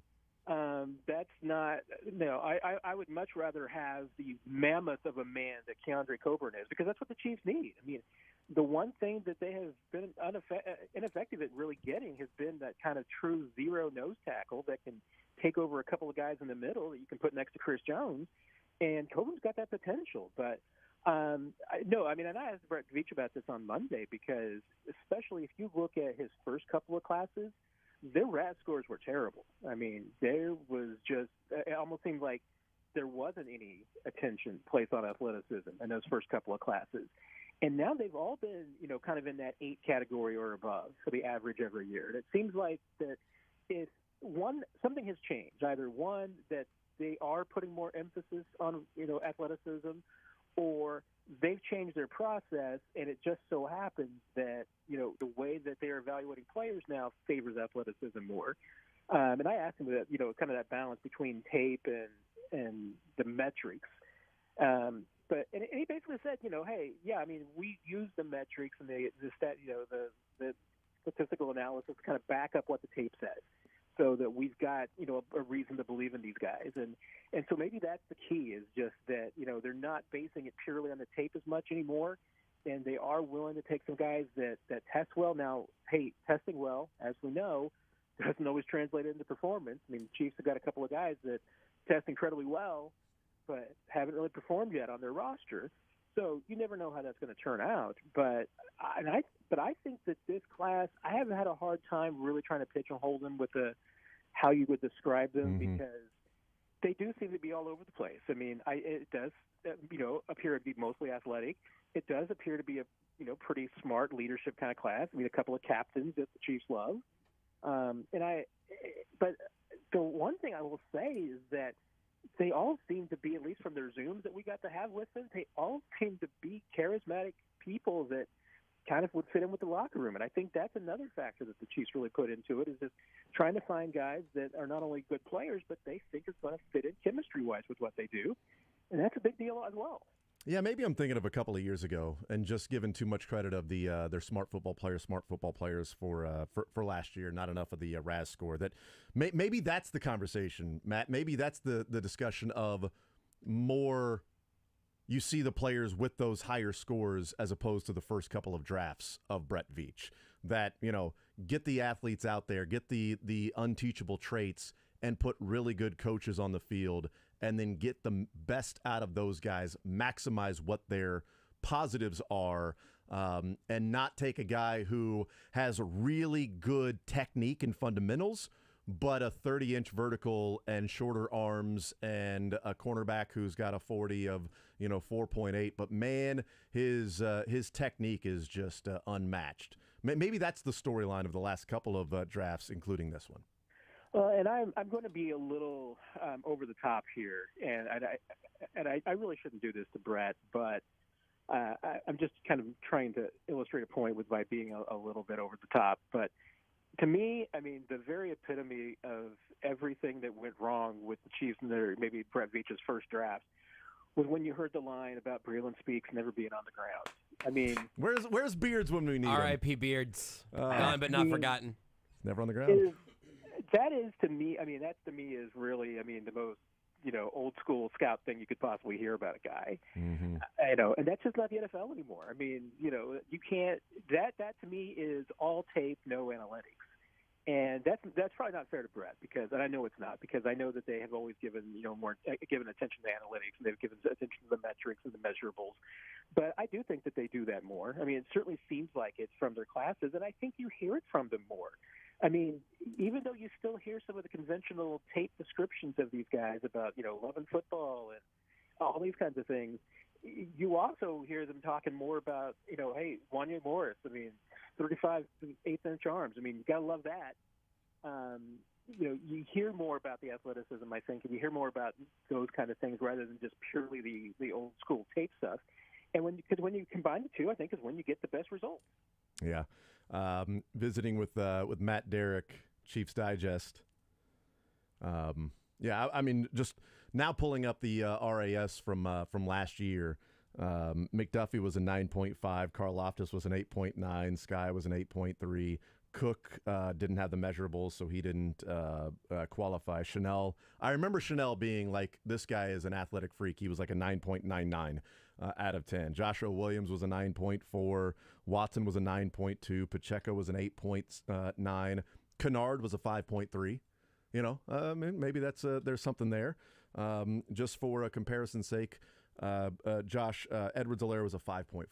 So just to throw that out there. I don't know why. Why would you even mention that? I'm just throwing it out there. Feels really unnecessary. Just talk. But you know what? That kind of makes sense, though, right? Doesn't that make sense, Matt? Like when we're looking at those scores, a lot of sense. It makes sense for what those guys sort of bring to the table. Rashee Rice, he seems to be the make or break to a degree of this draft class. What do you think of Rashee Rice? We asked you last week, Matt, name a couple of players that the Chiefs may go get. You gave us 2 names, Jonathan Mingo and Marvin Mims, and you're dumb because they got neither of them, you idiot. Although you did give us somebody who had 4 letters in their last name and played wide receiver in Mims. It was just the wrong one with the He 4 went to letters. the original pick, did he not? You did say Mims, and he went 63rd. Matt, you scoped it. You just had the wrong team making the pick there. Oh, my goodness. You said 4-letter last name, wide receiver at pick 63. I mean, nailed it, I guess. Yes. Thank you, Josh. I mean, I appreciate that. Well done. So you thought wide receiver. That was clearly something that you thought would happen that night. And Mingo is the type of receiver that kind of, Rashee Rice is, that bigger guy. I had 3 guys that I would have liked in day 2 in the second round. It was number 1, Jonathan Mingo, number 2, Cedric Tillman, number 3, Rashee Rice, because of the body type and the things that they can do. So what do you make of Rashee Rice at pick 55 and even trading up to get him? Yeah, I'm kicking myself over this one. I have been for the last week because I kind of let, I think, my own personal opinion and the opinions of people that I trust to influence me, because I think all of the indications were there that the Chiefs were going to take Rashee Rice, and I just ignored them. Yeah. I mean, I didn't completely ignore them because I mentioned in my piece, my final draft projection on Chiefs Digest that, well, Rashee Rice is a possibility here too. I mean, if the Chiefs, if one of their guys is available, and Rashee Rice is next on the list. So in retrospect, I mean, I think all the signs were there, especially because one, the Chiefs aren't looking for and don't frankly need a 5'10" speed guy.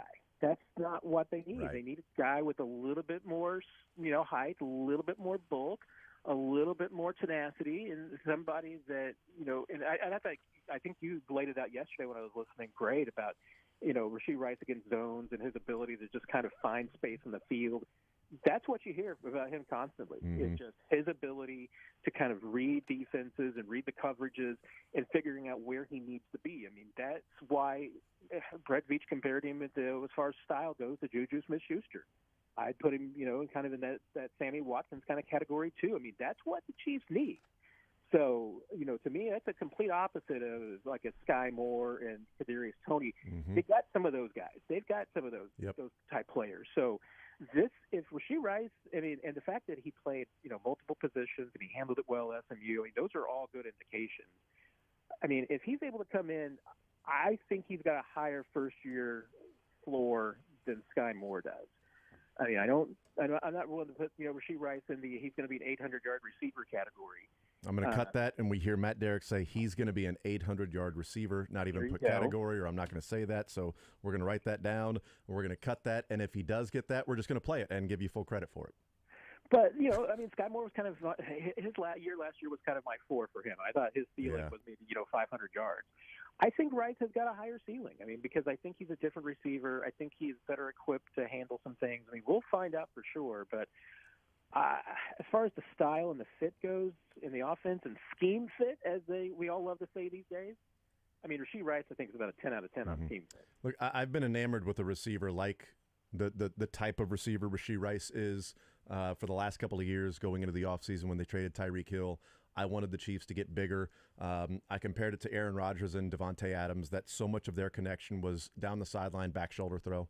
Like Davante Adams didn't even really have to run a route except for, get away from the cornerback, get up the line, the sideline, and then stop and catch the ball when Rodgers puts it on his back shoulder. And it's like, oh, hey, another 15-yard gain. And Davante Adams didn't have to juke anybody, go up and have these different subtle moves in his route and then break in. And Rodgers sort of sitting back and reading the whole defense and no, this guy's running up the sideline, throw it to his back shoulder, dime it. Mahomes has never really had somebody that was like, bleep it, I'm going to throw it down the sideline to a back shoulder. He's had the Tyreek Hill, bleep it, Tyreek's down there somewhere, but that's when the play breaks down, not just in the structure of the offense, I'm going to hit this guy. I like Juju from that perspective. MVS was a taller receiver.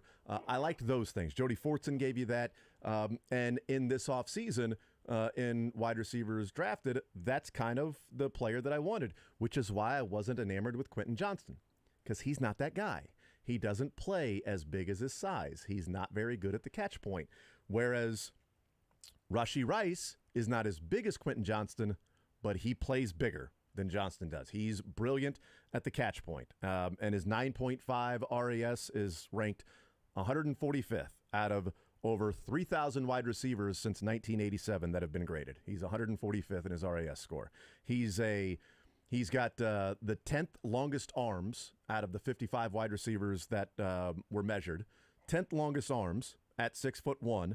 The guys who had longer arms were 6'5", 6'4", 6'4", 6'4", 6'3", 6'3", 6'3", 6'2". And he's got the 10th longest arm, and he's got the number one vertical jump. He doesn't play as 6'1", 205. And that's one of the things I really like about his game, because that's an easy translatable trait, right? If you're saying this guy's got to gain separation in the NFL, this guy's got to have great routes, this guy's got to do this to catch the ball, he's got to be in the right position, read the defense, all of those things. Rashee Rice might just simply be a guy to where Mahomes goes, I'm going to throw it to Rashee Rice, and he's going to go get it because he's got uncanny ability to go and catch the ball in the air at the catch point. That's what I really like about what he brings to the table with this wide receiver group. Yeah, and even from like a big play perspective, I mean, I think he's got more potential than you would think based on just purely the 40 speed, because, I mean, you could say that and just say, oh, well, he's not going to be as fast as some guys.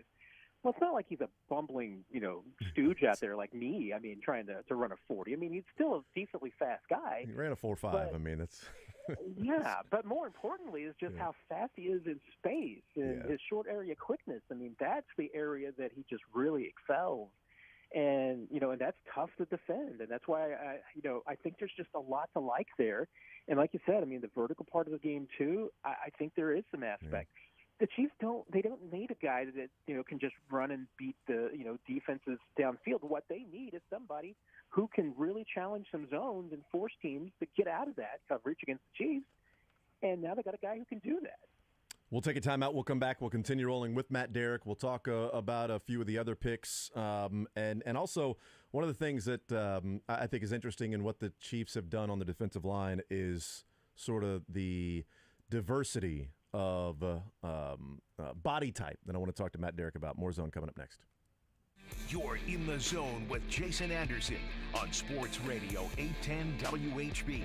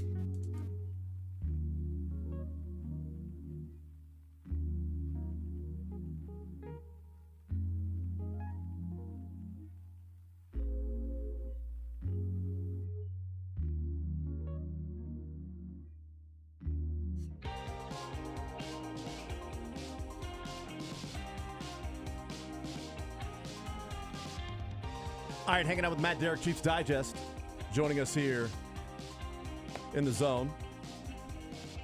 All right, Matt, a few of the other picks. They trade up for Shamari Connor. They take a Kane Doe-esque in B.J. Thompson, and they go with a cornerback in Nick Jones. And then who am I missing that they draft? Oh, Keandre Coburn. Keandre Coburn. Okay, so what do you make of Saturday's picks? Yeah, I mean, Shamari Connor was a guy, obviously, they circled. I mean, they were debating about whether to take him in the third round with Wanya Morris, and they passed, and we're still able to get him. To me, I think a fairly prototypical Chiefs fourth-round pick for that position. I mean, somebody that got potential, but should be able to come in right immediately and be a 14 special teams player. I mean, if that's what you get out of a fourth-round pick, I'm okay with that. He's kind of the – I know this is going to be just a hateful comparison for Chiefs fans to hear, but he's a safety version of Dorian O'Daniel to me. I mean, he's a tweener, but he's played all those positions. He's been productive. I mean, there's no reason why he can't be a really good player. I mean, we'll see what he develops, but baseline, if all you got out of him is a guy that's going to be a special teams ace and a third safety, I'm okay with that. B.J. Thompson loved the athleticism and the production. I mean, even when he was at Baylor, I mean, you saw that against tougher competition as a younger guy, he was still productive. I get a little nervous when they're talking about putting maybe 20 pounds of weight on him, because then you worry that maybe he's going to lose some of that explosiveness. But really, really liked him. Coburn, a lot to like. I mean, once again, I think he feels a need if he can develop the way that they want. It could be a really and for Joe Cullen, I think he's a really good fit. I think he should really respond well to that kind of coaching. And Nick Jones, I mean, once again, not much pressure because the Chiefs have a ton of young defensive backs. So they don't need him to hit, and he's not going to be forced into the lineup like those guys were last year. He's going to be given some time to mature and grow. But, again, I mean, if you get out of that a solid special teams player, I'm okay with that as a seventh-round pick. What do you make of the body types of the defensive line? I was, putting this together last night and just sort of the four guys, taking out Nadi and Coburn, and just looking at, passing situations and the pressure to put on the quarterback and the pressure on the offensive line. So Felix Anudike-Uzomah, 6'3", 255. He's got 33.5-inch arms, and he's sort of like Gumby, the way he's flexible and can bend around the edge and brings that to the table. The other side, you've got George Karlaftis, 6'4", 270, only has 32.5-inch arms, but he's a power guy to maybe collapse the pocket. Charles Omenihu, who's 6'5", 280, and who has 36-inch arms that apparently can, touch the house next door to him when he's standing in his own yard. And he's a guy that can do different things. And then you've got Chris Jones, 6'6", 310, with 33-inch arms, and we know what Chris Jones can bring to the table, and he can line up on an edge. He can go inside. They can offer different things. What do you think of the way they've built the defensive line? And I would wonder an offensive lineman's perspective of, okay, I've got Karlaftis here, who's 6'4", 270, and he's a bull rusher. Okay, now the next rep, they're lining up Omenihu, who's 6'5", 280 with 36-inch arms, and who's going to lock on and maybe toss me out of the way. All right, now I've got FAU, who's 6'3", 255, but he's going to bend like nobody else on this team and get around the edge. I wonder how much pressure that puts on offensive linemen when the Chiefs have built four different pass rushers that have four different body types. Yeah, I think it's a great point because you do. I mean, you've got. It's not just four different body types, four different styles. I mean, yes, you got to be prepared for everything, and that's why I wouldn't be opposed to limiting B.J. Thompson and how much weight they put on him. I mean, because Felix is what we say 255, and Felix may still go up a little bit. I mean, remember. He was 215 3 years ago at this time. We talked to the defensive coordinator at K-State, said he had a official visit in high school and he was 205. Yeah, I mean, there was nobody who was thinking of this guy as a defensive end, when he was being recruited. And I think he blue shirted at even K-State. So well, he went there as like no scholarship, but we'll have one for you. So he just signed as like a student. and then eventually, had a scholarship that year. But that was the COVID year when he went from 220 to 250 before he ever got on campus, and was like, oh wait, who's this guy that we are bringing in? Oh, I'm a guy that studied film of defensive ends and ate and lifted weights and put on 30 pounds before I got to campus. Yeah, and I mean, Briscoe, think about what could happen if you and I didn't play video games. We could look like you. That's exactly right. That's what it is. Just also, by the way, maybe have the genes of Felix and Udike Uzama. Other than that, other than that natural God-given insides, how they're working. I also put on some weight from a freshman to now. I don't see what the big deal is. I'm not that impressed. Most people put on a freshman 40. Yeah, exactly. So I mean, it's cool. FAU did, and a decent amount of it went to my butt. See, if it weren't for Animal Crossing, all that would have gone to like your chest and your pec and your quad. That's exactly right. See, yes. I got plenty of sand. As they say. only thing keeping you and me from the NFL is Animal Crossing and Civilization 6. That's right. I've often said that. And taking every NFL player out of the mix. And NFL players. And XFL player. And USFL. Yeah, college and high school. All college players. Probably our tendons and general ability to move quickly. But just really little stuff. It's mostly about video games. Also just changing the sport. That would be good. To maybe just better adhere to your skill sets. Could we play some competitive Civ/Animal Crossing? Because I feel like now we're back. You can. There's competitive video games now. Maybe we can do this. You can do everything. Matt Derrick, Chiefs Digest, is our guest. All right, Matt, they're bringing back Jerick McKinnon. So it looks like the running back room, Pacheco, McKinnon, Edwards-Helaire, the same as it really was last year. Do you think Deneric Prince has a chance of making this team? People really like him as a undrafted free agent, kind of like a Pacheco-type player. Do you think there's a chance that he rounds out the 4 running backs for the Chiefs? Yeah, I do think there's a chance. I mean, we'll see how the roster's going to stack up, too, because, we'll see if they end up adding a fullback at some point or – how many running backs they're going to carry. Is Andy Reid able to sleep at night with no fullback on the roster right now? It makes me wonder. I mean, I got to think that's keeping him awake at night. Waking up in cold sweats. He's got to be, sitting over a chili relleno and just thinking to himself, this would be going down much better if I had a fullback. That's so great, yeah. How did they not draft Hunter Luepke from How did that happen? North Dakota State? That's just such an Andy Reid guy. I just do not get that. But so you like the McKinnon signing, and then Edwards-Helaire, the 5th-year option, not picked up. But those 3 guys, I like. As broken by Matt Derrick of Chiefs Digest. That's by right. The way. Well done, sir. Credit where credit is due. Scoops Digest. That's right. Scoops. Oh, Scoops. Sorry, Scoop. But those 3 guys, I like the way it fits in, because you've got 3 different guys that we talk about defensive line, but 3 different type of styles of runners. Yeah, and hey, the knock on Clyde truly is just he hasn't been able to stay healthy. I mean, that's just been bad luck. When he's been healthy, he has been a reasonably effective player. So, has he been the first-round pick that you hoped he would become? No, it hasn't worked out that way. But if healthy, he's a good player. I mean, so that's not if that's your 3rd running back, that's a really good position to be in. McKinnon, I mean, hey, it's not going to be probably as easy as it was last year. I mean, getting 9 touchdown catches is not something that I think is going to be easy to replicate, but the 500 yards receiving is. I mean, that's just the kind of player he is. So I think that's a great flavor to have, and obviously, a lot to like with Pacheco and getting older and better. And Prince, I mean, again, another nice little option. I think he's got a really good chance. I mean, we'll see once he gets on the field and whatnot, but I think that's shaping up to be a solid room. I mean, they probably need – I know they got like LaMichael Perrine that's still hanging out there. I still think they probably need a little bit more depth for training camp, but so we'll see. But maybe another veteran comes in, but I'd be fine with that group as it is. And McKinnon coming back to help out with the pass protection is a big deal too. When there's questions about who's playing which tackle, I like having McKinnon there as a security blanket to help out, since he's one of the best in the game. Also one of the best, Matt Derrick, Chiefs Digest, joining us here. Matt, you're the man. Appreciate it, sir. We will talk next week. Some more Chiefs, some more other things as well. So thank you for joining us, as always, brother. Absolutely. It was great talking to you guys. Take care, everybody. Absolutely. There's Matt Derrick, Chiefs Digest. Great stuff from him, as always. Breaking down Donovan Smith, what that sort of means with the $4 million contract base up to $9 million.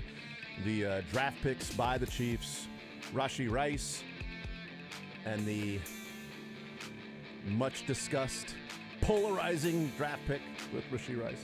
We'll talk with Sam Monson, Pro Football Focus. He's got the PFF NFL podcast as well. We'll talk with him about this Chiefs football team. Low testosterone affects many men today, even men as young as 30. But finding someone you can trust for quality low T treatment isn't so easy. This is Jeff.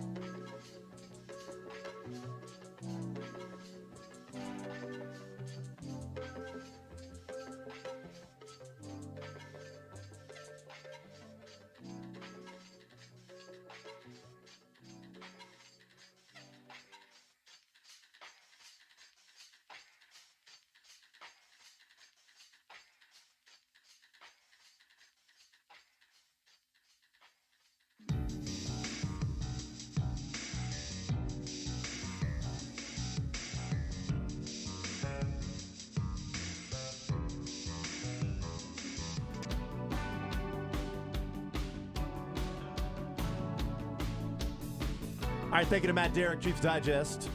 Previous hour, we'll talk with Mick Schaefer coming up a little bit later on in the show. It is The Zone, presented by Google Fiber, award-winning internet without data caps, annual contracts, or hidden fees. Internet so easy to set up and use. May never even need the award-winning customer service at all. 1 gig internet, the same price since 2012, and now available up to 5 gigs. So Google Fiber, presenting The Zone each and every day on Sports Radio 810 WHB. Let's talk some NFL football, some Chiefs football. Sam Monson from Pro Football Focus and the PFF NFL podcast with his co-host Steve Palazzolo. Sam, how are you, sir? Doing well. How about you? I am doing just fine. Let's jump right into it. The Chiefs with 7 picks in the NFL draft, started with 10, trading a few of those away. Also got back a 5th rounder next year in some different trades. So a lot of wheeling and dealing for Brett Veach around the draft board. There's 7 selections. You have a general feeling of what the Chiefs were able to accomplish on Friday or Thursday, Friday, Saturday? Yeah, I think it was a solid enough draft. It was kind of interesting collection of players that they got top to bottom. Not necessarily one of these drafts that focused on one specific theme all the way through it. You know, the Colts, for example, had this laser focus on incredible athletes, just hyper athletes top to bottom. The Chiefs took a little bit of everything. They took guys that were, I think, fairly well developed. Felix Anudike-Uzomah, the edge rusher in the first round, was a guy that has a great pass rush plan, has maybe the most sophisticated suite of pass rush moves, all those kinds of things, but maybe somewhere towards the ceiling of his play already, maybe fairly well tapped out. But then guys like Wanya Morris, the tackle in the third round, is much more of a project, or B.J. Thompson, the edge rusher in the fifth. These are guys with physical tools who haven't necessarily realized their potential, but the upside is potentially huge down the line. So, yeah, it was a kind of a mix of everything in this Chiefs draft. The FAU part that you brought up, and just the bag of the pass rush moves, can you expand on that a little bit as to what he's bringing to the table? That we've talked around here, the flexibility and being able to if anything, the floor for him would be he'll put pressure on the quarterback, which is always something you need. And with Spags' defense, and they did finish second in sacks last year to the Chiefs. But expand, if you can, a little bit more on you talk about the different things in his bag that he can use to rush the passer. Yeah, I think he might have the widest variety of pass rush moves of any edge rusher in this entire draft. He's just got such a broad number of ways to win. He can win with power. He can win with that long arm move. He can win with an inside counter. He can win with speed around the edge. I don't think there's anybody that has as many ways to win as he does. Now, there are other guys that are better at each individual move maybe, but his sheer sort of breadth of ways to win, I think, is the best of any of the edge rushers in this draft class. And when you hear him talk, at the combine on the podiums, he was giving some of the most detailed and complicated answers you'll ever hear to questions. He has a game plan. Like, he has a methodology to attacking blockers and understands how to get pressure, not just, pull out a move and hope it works.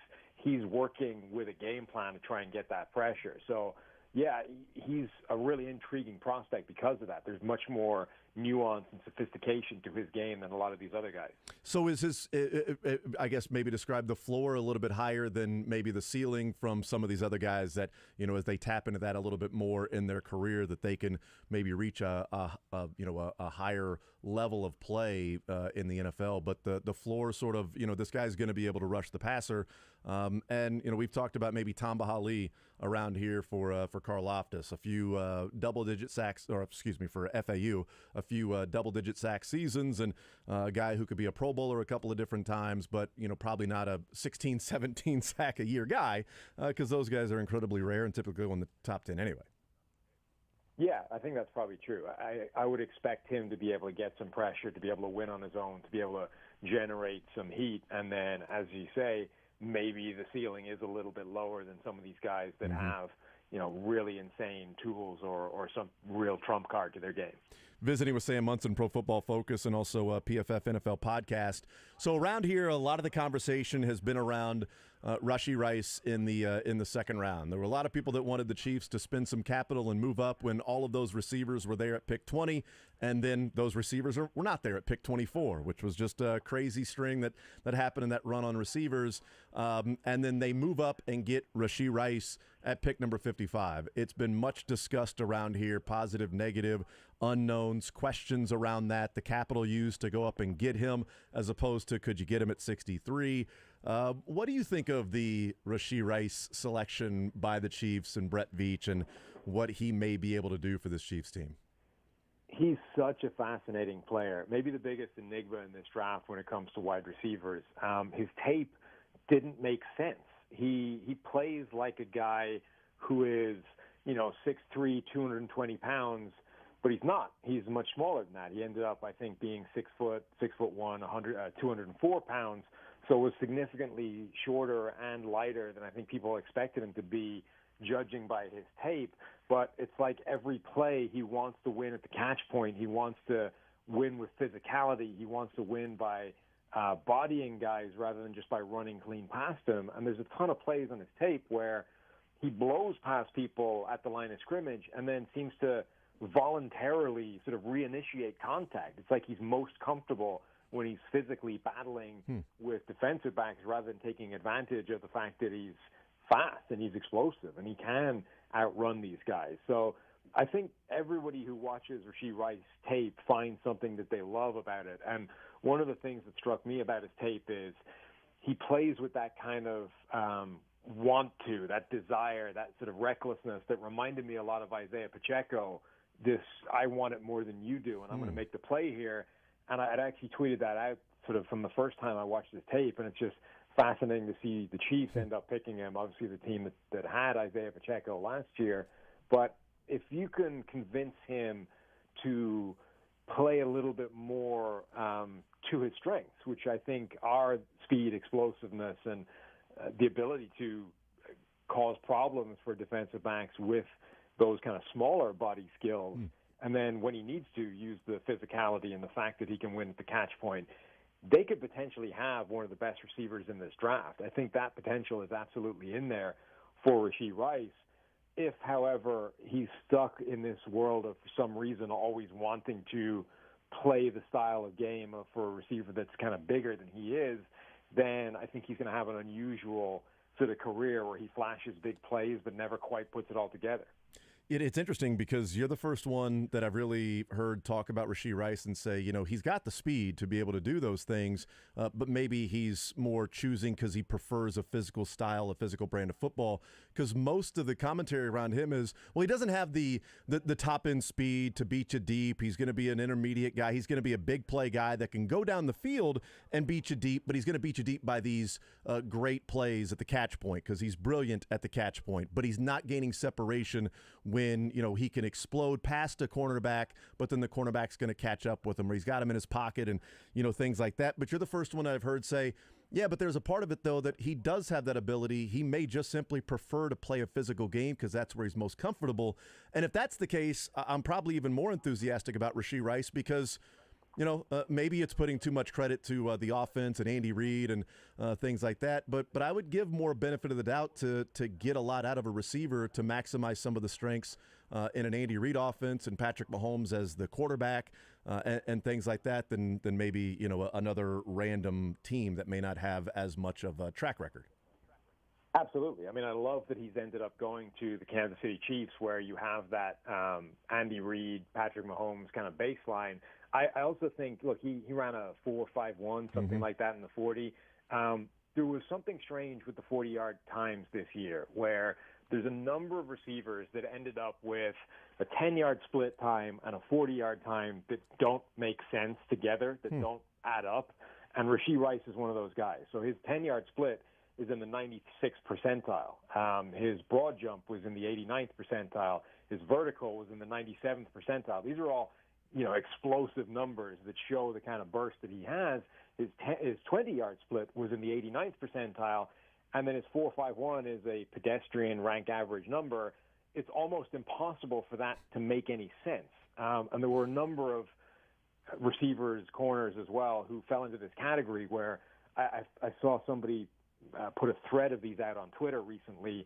They were basically arguing that this is mathematically impossible. There's no way that these numbers can coexist at the same time, and something has happened to those 40 numbers, whether it's the laser thing at the back end, like something has screwed up those numbers. So I think Rashee Rice is significantly faster than his 4.51 40 time. I think you can see his tape is littered with these plays where he absolutely blows past guys in the first 10 yards and then seems to voluntarily throttle it down and kind of reinitiate the contact. And I suspect if they can convince him to just rely on his speed more, there's plenty of plays where he's going to be showing that he has faster speed than 4.5. It's absolutely fascinating because Josh and I, doing the show in the first hour, we were talking about Rashee Rice, and we were mentioning that. We're like, we stumbled on to just talking about that. We're like, his 10 and his 20-yard splits are, elite.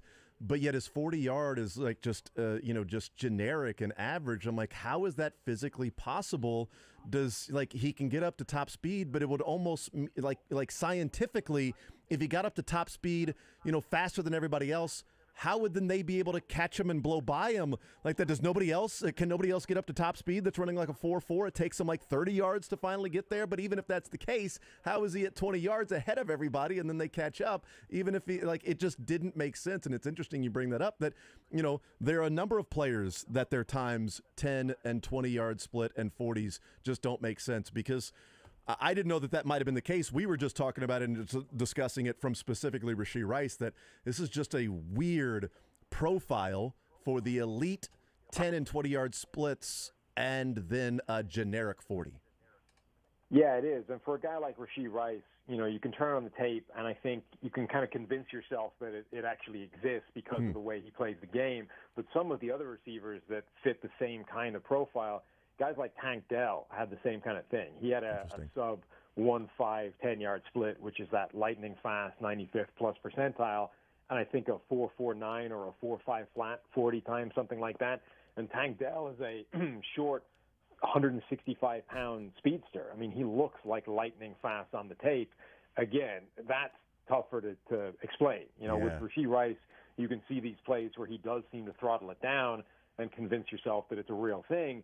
With Tank Dell, it just doesn't make sense. Like, it's just physically almost not possible for those two numbers to coexist for a guy that's quite obviously faster than everybody else on the field. Visiting with Sam Munson, Pro Football Focus, and one of the reasons I liked Rashee Rice, and I had mentioned on Friday, there were 3 receivers that I would like the Chiefs to go out and get in a day 2. If they didn't end up with one of the top 4 receivers, I wasn't a big Jalen Hyatt fan. Quentin Johnston was sort of, JSN, Addison, and Zay Flowers were kind of 1, 2, 3 with a gap from Quentin Johnston. I know a lot of people disagree with me on that, but like Mingo, Tillman, and Rashee Rice, because of the bodies that they have. But it's odd that my issues with Quentin Johnston are the exact opposite as to why I really like Rashee Rice. Is that Rashee Rice plays like he's the size of Quentin Johnston, and Johnston almost plays like he's the size of Rashee Rice. Yeah, absolutely. I agree with you. I think they're almost polar opposite players in that exact regard. My biggest question marks on Quentin Johnston were his ability at the catch point. He's not good at that stuff. He doesn't make contested catches. He doesn't come down with a particularly high volume of high-pointed balls. Like, he goes up and he sort of shows willing, but he doesn't actually seem to be particularly adept at making those plays. I ended up keeping him sort of in that top tier of receivers simply because I think the things he's really good at are valuable enough that he can still make a real impact at the next level anyway. But I'm with you in terms of how you're reading the breakdown of each guy's play. Sam Munson is our guest from Pro Football Focus. Wanya Morris is a guy that we've talked a lot around here as well, a lot about around here, and it came up even more with the Chiefs signing Donovan Smith yesterday. Is Wanya a guy that the traits can maybe translate to even a left tackle? If you get him in there with Andy Heck and Andy Reid, especially Andy Heck as an offensive line coach, that if they're the unteachable traits and the balance and the length and athleticism, but the issues are, his footwork and some of those parts that just, his feet just stop moving at contact and his punch and those things that maybe are more correctable with Andy Heck. Is there a chance that the Chiefs may have Donovan Smith as a placeholder, Jawan Taylor stays on the right side, and they maybe view Wanya Morris as a one-year developmental player that could be lining up on the left side next year? Yeah, I mean, it's absolutely possible. This is, the 3rd year in a row or 3 years in 4 where the Chiefs have drafted a kind of developmental type tackle. They seem to like taking those swings in the mid-rounds and trying to create something from a guy that does have those tools. And, Morris is somebody whose play has improved a lot. I mean, he went from a pass blocking grade of 20 or something in his first year starting to 73, 74 this past year. So he's already taken a big step forward.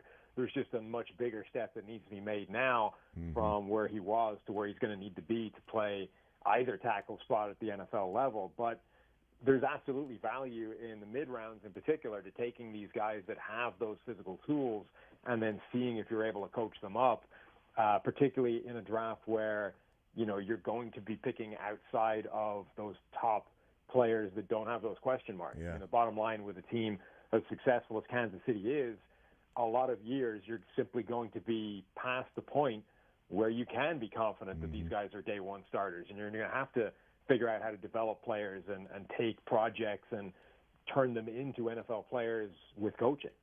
Is there anything left for Donovan Smith? And we'll let you go with this one because it's kind of connected with Wanya Morris that we've talked about. Does Donovan Smith have anything left, or was last year just an injury-plagued season and he can return to who he was in 21 and 20 and 19? Yeah, I think the problem is it's both, so it's difficult to kind of work it out. Last season was the worst year we saw from him for a long time. He'd quietly developed into a really solid left tackle at the NFL level and then fell off a cliff last year, but he was injured. So he was battling through injuries, and obviously that played a factor. But at basically 30 years old now you don't know. Now you don't know how much of it was injury, how much of it was this is just the start of the decline now. But I think that's the kind of gamble that they've taken, and one that's absolutely worth a shot for what was it, $9 million, something like that? Up to $9 million, and so $4 million base up to $9 million. And I don't know how much of those are likely or not likely to be earned with incentives, but gamble at $4 million, then I'll certainly take that. Absolutely. So I think we've seen, 5 years of kind of solid, capable, above average pass blocking from him before last season where he really fell off. For that kind of gamble, I think that's smart business to sort of ensure that they're going to have at least a baseline of capable play. Sam Monson, Pro Football Focus, PFF NFL Podcast. Sam, you're the man. I really appreciate the time. Enjoy the podcast as well, and great stuff with the coverage, and we'll catch up soon. Anytime, guys. Take it easy. Absolutely. There's Sam Monson, Pro Football Focus. Great stuff from him. I enjoyed the podcast. Him and Steve Palazzolo in their breakdowns of a lot of the draft, obviously, leading up to that, but then just in general, NFL conversations going on in the offseason and during the season as well. And some interesting thoughts around those three guys on Thursday, Friday that we've spent a lot of time talking about. I want to take a time out and come back and maybe address a little bit more about, was the laser times, was it broken? Like, is that like a possibility? That because did Rashee Rice work out at his pro day? Like, I don't know what his 40-yard dash was at a pro day. I'll look that up as well. But his thoughts on FAU were really interesting, and his thoughts on Rashee Rice interesting, and even throwing in there at the end Wanya Morris. We'll take a timeout. We'll come back. We'll talk a little bit more about that. Mick Schaefer will hang out with us as well, and a number of other things non-football related that I want to get into today in conversations with Mick Schaefer. We'll take a timeout. We'll come back. More Zone next. Take the show with you by listening live on 810 WHB.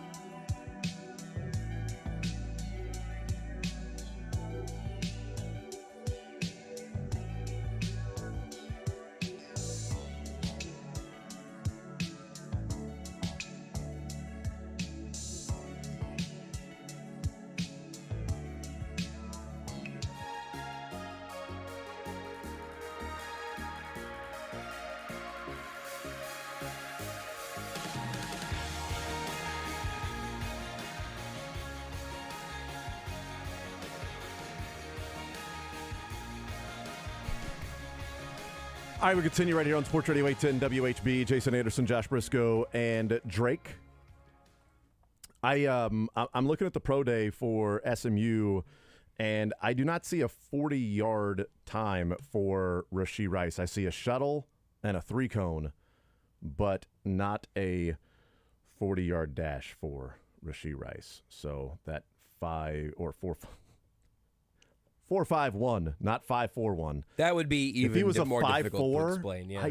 I would actually believe that he doesn't have the top speed to play wide receiver in the NFL. If that was his 10 and 20-yard split, but he had a 5.4 40, I would think that he tripped at the 20-yard mark and then just army crawled the rest of the way. You think so? I think that's probably what happened there. Great. Yeah, that could be the case.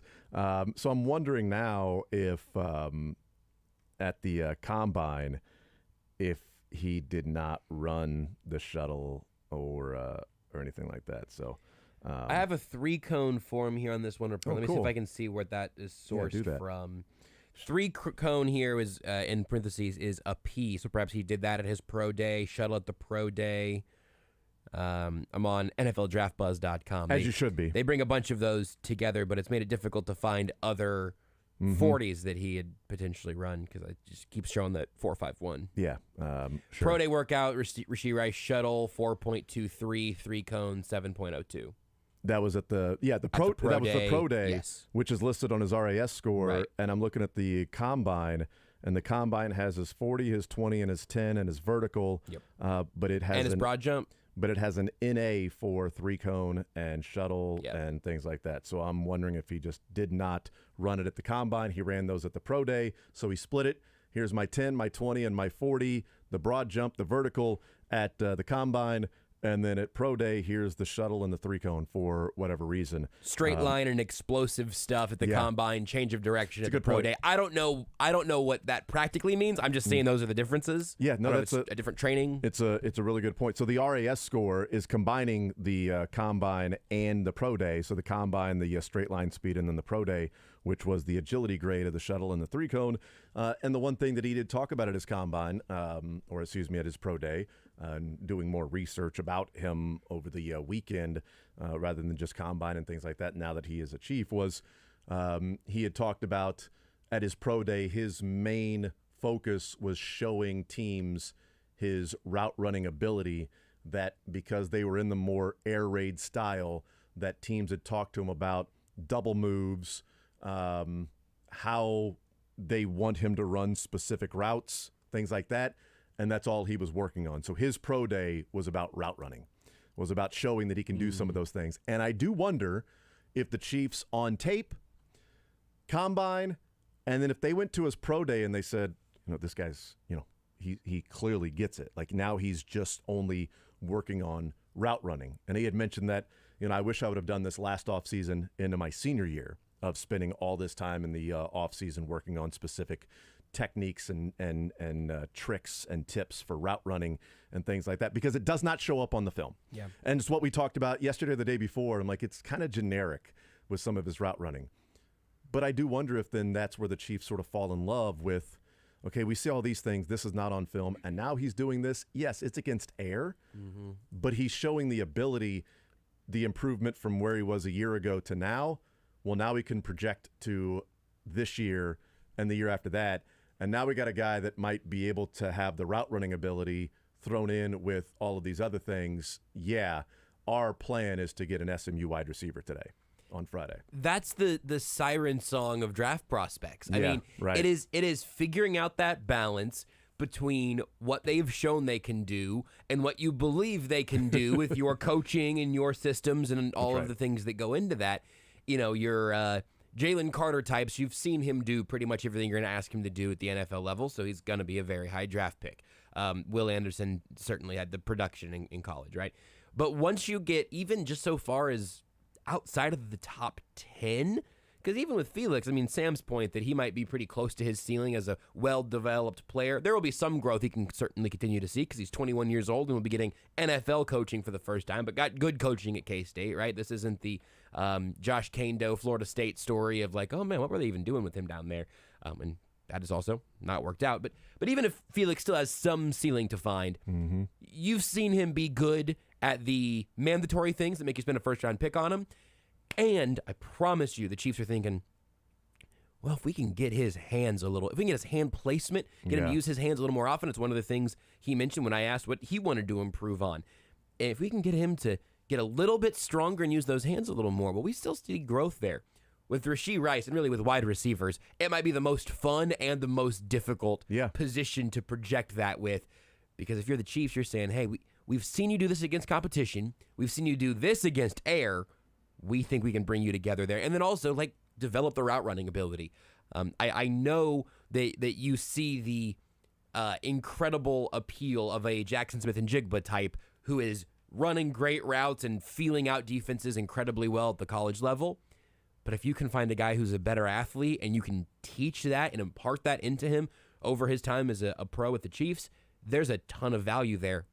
But he's not proven that he can do that yet. So will he be able to? I don't know. That's the draft, baby. And I found the link that I saved to some of my notes a couple of weeks ago leading up to the draft about Rashee Rice. And so going back to this, this is from March 22nd.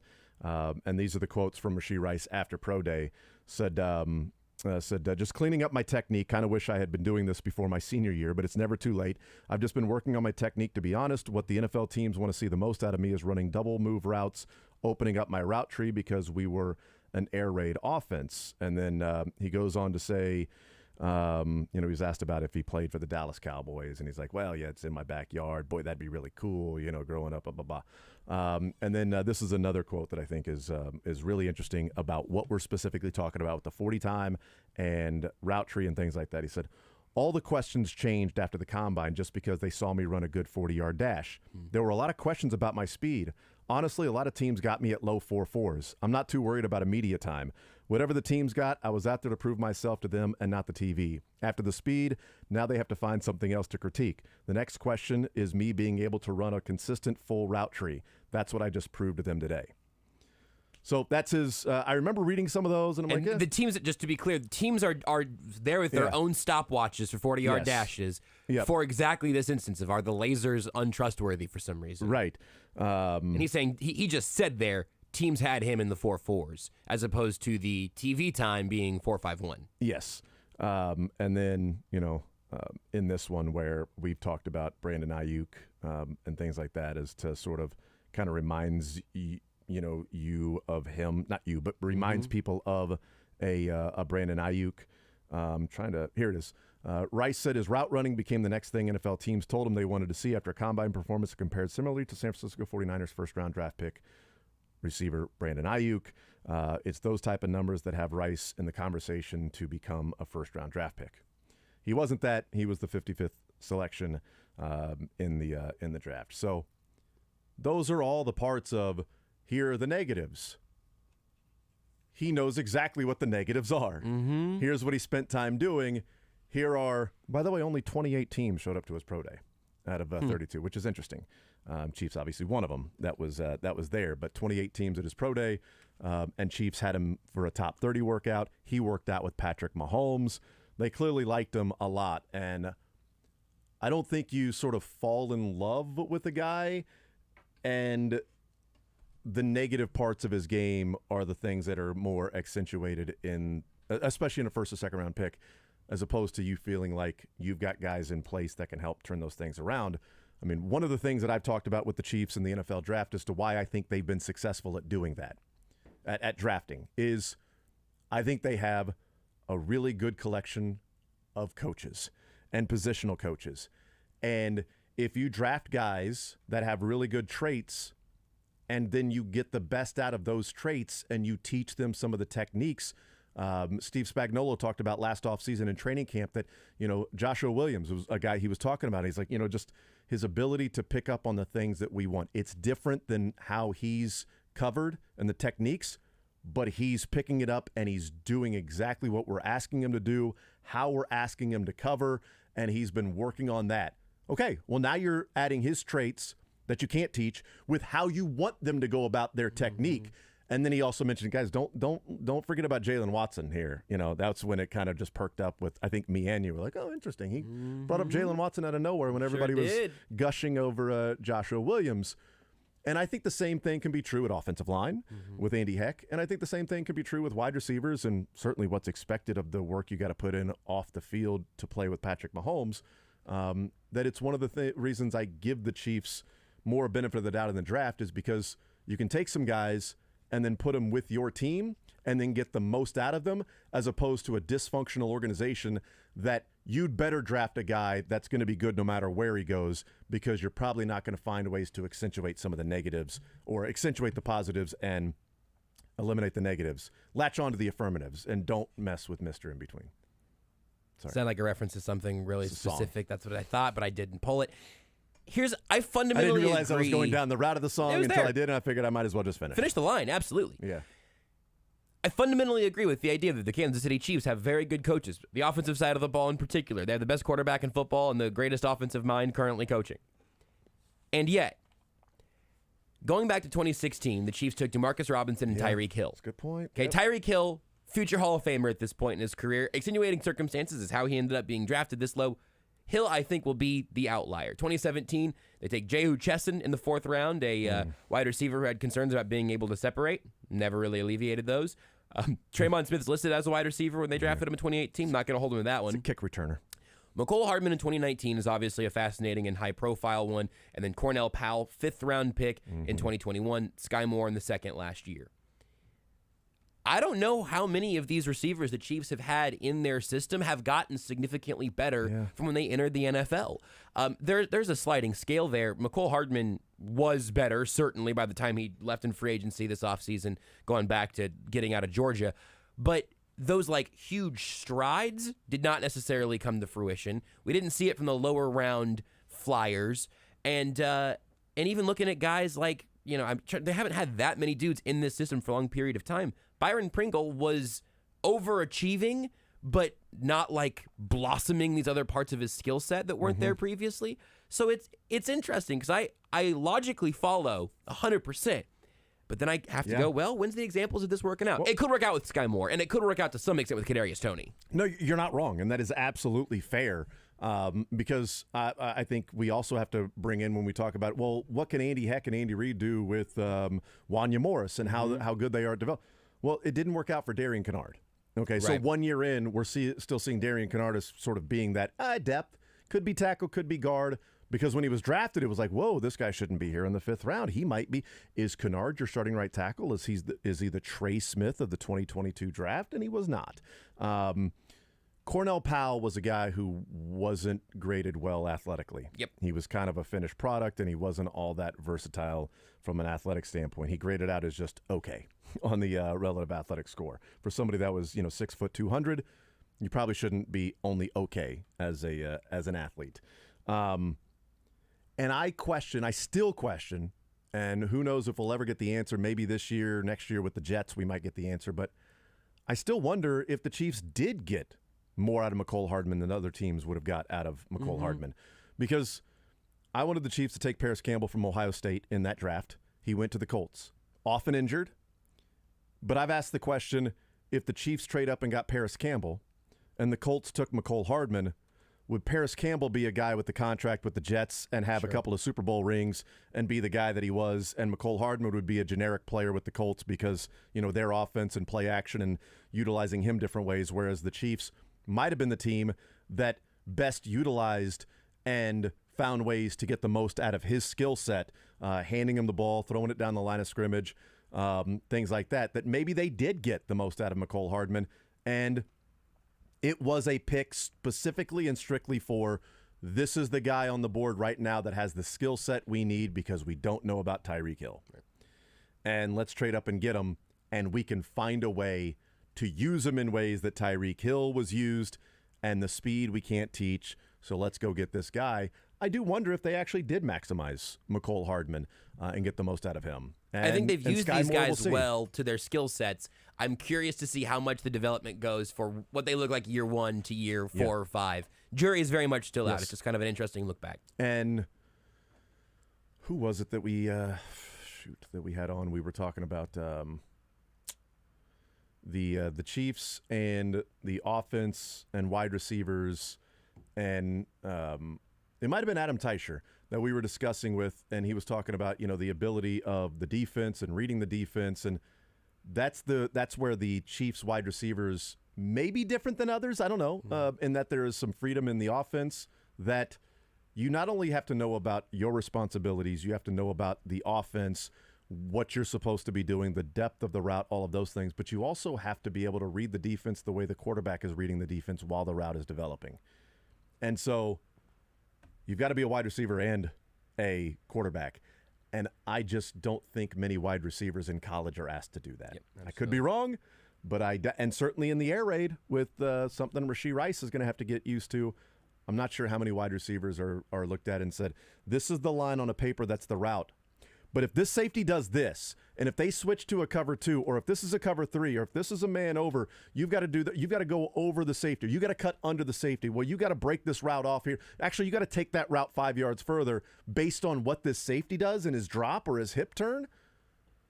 That's another level of calculus that is difficult to try to learn. And where I think the difference of Sky Moore and Rashee Rice is that Sky Moore is a guy that his routes, his separation, his never dropping the football can be based on where he's supposed to be in the offense, versus Rashee Rice is a guy that Mahomes just simply may go, yeah, I'm going to throw it to Rice down there. He's one-on-one, and he's going to go make a catch. And he might have the more of a chance to make an impact as a rookie year just because the traits that he has were not what Sky Moore's traits were. Yep. We'll see. We'll find out. 913-912-4810. We'll take a timeout. We'll come back. We'll talk with and hang out with Mick Schaefer coming up next. Want to see more of The Zone? Watch the show live on the Sports Radio 810 WHB Facebook, Twitter, YouTube, and Twitch. The Linda Hall Library presents Beyond the Box Score, baseball in the analytics era. Moderator Brian Kenny from the MLB Network and a panel of experts will explore the role of big data in baseball, its impact on the history of the game, and what it means for the future of America's pastime. Attend for free on June 15th at the Linda Hall Library. Give your small business one tech solution that checks all the boxes. It's all here with the Comcast Business Complete Connectivity Solution. It's cyber threat security for peace of mind. Check. The power of the largest, fastest, reliable network for small business. That's a triple box check right there. And save up to 75% a year on your wireless bill with Comcast Business Mobile. Check and cha-ching. It's everything you need to keep your business connected. From the company powered by the next generation 10G network. The complete connectivity solution. Get started for just $49 a month for 12 months when you add mobile. And ask about an $800 prepaid card.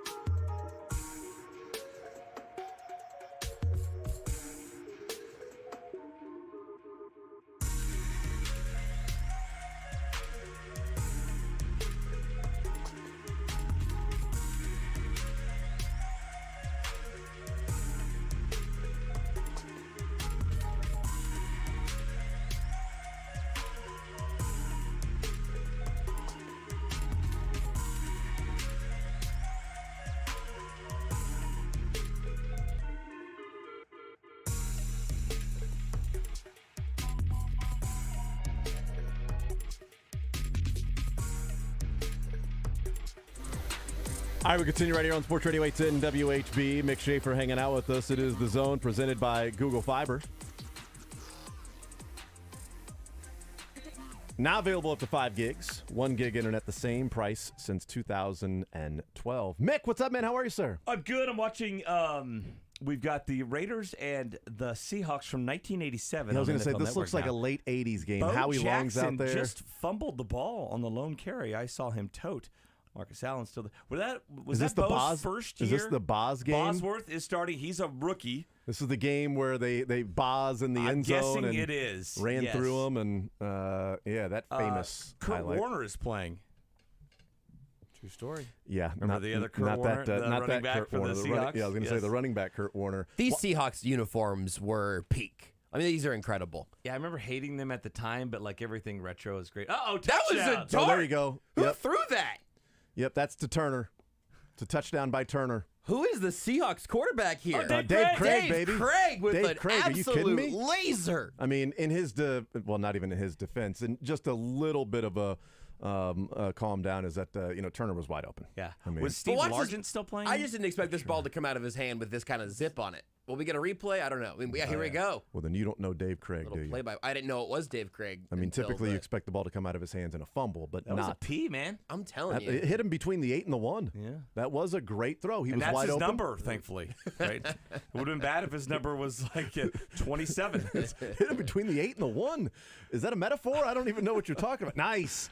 Again, I don't think that fits. I'm not sure. Why are they randomly showing a Seahawks and Raiders game from the late 80s? I don't know, but here's something. So the white hat wore a black hat back then, and all the other refs wore white hats. Huh. Yeah. When did that switch get made? I don't know. That's crazy. Do you think it was like? Do you think it was because they were like, "Hey, white hat," and the guy in the black hat would come over and be like, "What do you want?" Like, you know what? This is convoluted. You're the bad guy in the black hat. But what's the specific reason to change the hats? All of a sudden, it's everybody. I mean, the black hat identifies that he is different than the others. Now the white hat identifies that he's different than the others. The black hat industry got upset. They wanted to make more black hats and fewer white hats. The thing was, the white hat industry, lobbyists. Yes, they paid a lot exactly to right. lobby the NFL, and that's what happens. You get the lobbyists, you get the squeaky wheel gets the oil. Maybe it's so many helmets in the NFL are white, and they didn't want them to, because that's what a lot of times the quarterback, you're looking at helmet, right? Everything's going so fast. Yeah, they don't want them to confuse with some receivers. The black one would blend in a little more visually. Yes, yeah, that makes a lot of sense. Totally, we're getting to the bottom of this. I am getting to the bottom of this. I have a tweet. Okay, it's still currently loading. From Helmet Addict. What year did we think this game is? This is 87. In 1988. Oh. NFL officials flipped hat colors. The referee started to wear a white cap while the other officials wore black. From 1979 to 1987, it was the other way around, with the refs wearing black. Prior to that, they all wore white. They also got rid of the white knickers in 2012. Oh, how about that? Look at this. But no reason why, though. These refs in white pants. See, I don't want to just know the information. I want to know the motivation behind it. I'll tell you, because looking at it now, looking at, the refs that we know now wearing the black pants with the white stripe down the side. Yeah. Versus these white pants, they look like a second base umpire or like something. Payne Stewart. Yeah, this is crazy. If Payne Stewart were in jail, that's exactly what it would look like, with the stripes as the top, the blouse area, and the white knickers that are there to wear, just like Payne Stewart with those. I think we should black socks. put refs in like a morph suit now. Like, hey, we want to get you out of the line of vision as much as possible. We want you to blend in like stage-hands on a play, like just all black. And then the head ref can have a white hat. That's it. Or would it be the opposite? Shouldn't they wear like all neon colors so that people know, okay, that's a ref. I don't want to throw it there. That's definitely a ref. I feel like referee wardrobe style should be more advanced. I mean, you can get these guys in quarter zips out there, Yeah. Some nice, Oh, yeah, what is that? I saw that when I have we walked no in. idea. It's a big old box. It's a huge box. It says Jason Anderson. Says The Zone. Here to share joy with Jason Anderson, host The Zone, and then it's got the Jellycat London. Should we open this in a Drake, do you have any further? I'm getting out of this. No, room. I'm not going to open that at all. Drake, do you have any? Drake's gone. Drake has any further knowledge about this? Do we have an intern that can take this outside and open it? I'll go open it on the balcony in the break. Yeah, or now. I don't really care. Let's do that. If you're watching online, you can see this very, very ridiculously sized box that is just sitting right here. So there we go. I shouldn't drop it like that. Sorry. Yeah, stop hitting it so hard. What are you doing? Is it ticking? Is it? Oh, No. did it meow? No, it did not. Well, it's a Wookiee. No, not in here. Oh, he brought in Drake just brought in a box X-Acto cutter. knife or a box cutter, whichever you want to call it. It is Drake's. It says justice on it right there. Or you go around and use this as a vigilante. For and justice. A weapon. Look at that. Justice. So thank you for coming in, Mick, even though I know you had other things to do. You were at a funeral, and you look very nice, and so thank you for at least still making it. You look like somebody just stole and killed your dog. You're going to go track him down. Oh, yeah. I that's the best compliment anybody's ever given me is call me John Wick. Little 5 o'clock shadow right now. You look like John Wick in episode I'm gonna say the second one. They made 4, right? Yeah. I think I've only seen the first. They're awesome. They're great. I've heard. And really the first like one was them. great. I need to. I really catch like up. them, man. Yeah, you're like John Wick, and like about 45 minutes into the second one. Okay, I'd say is what. But you're pulling it off. Listen, I would take comparisons to Keanu Reeves at any point in his career. Would you put the gold aviators on that you're currently wearing? Would you just put those Please. on so we can see if that? I think wearing them as an accessory on your collar is good. Ooh, now we're going. Whoa! I can actually see myself in your glasses. Well done. I can see my future in those glasses. I can see Narnia. Like to dive right into those glasses. Yeah, and with the salt and pepper hair. Oh my goodness! Get lost man. in that. The whole look is magical just world. It's just working Pretty right good? now. Yeah. Absolutely. Yeah, it's a good look. Should go to more funerals. I guess. I mean, just if that's what you want to do. Talking to the bridesmaids or anything. So That's where I look my best is at funerals. yeah, well, good for you, man. Good for you. Well, I'm sorry for the person who lost a loved one. So, But congratulations to you, man. You look great. thank you, Josh, for still. I'm not the one who said Mick was at a funeral. We didn't have to talk about that. We could have just talked about how good Mick was looking. Radio guys, everything's content. He said he had a funeral story, No, I and I assumed that was for the air.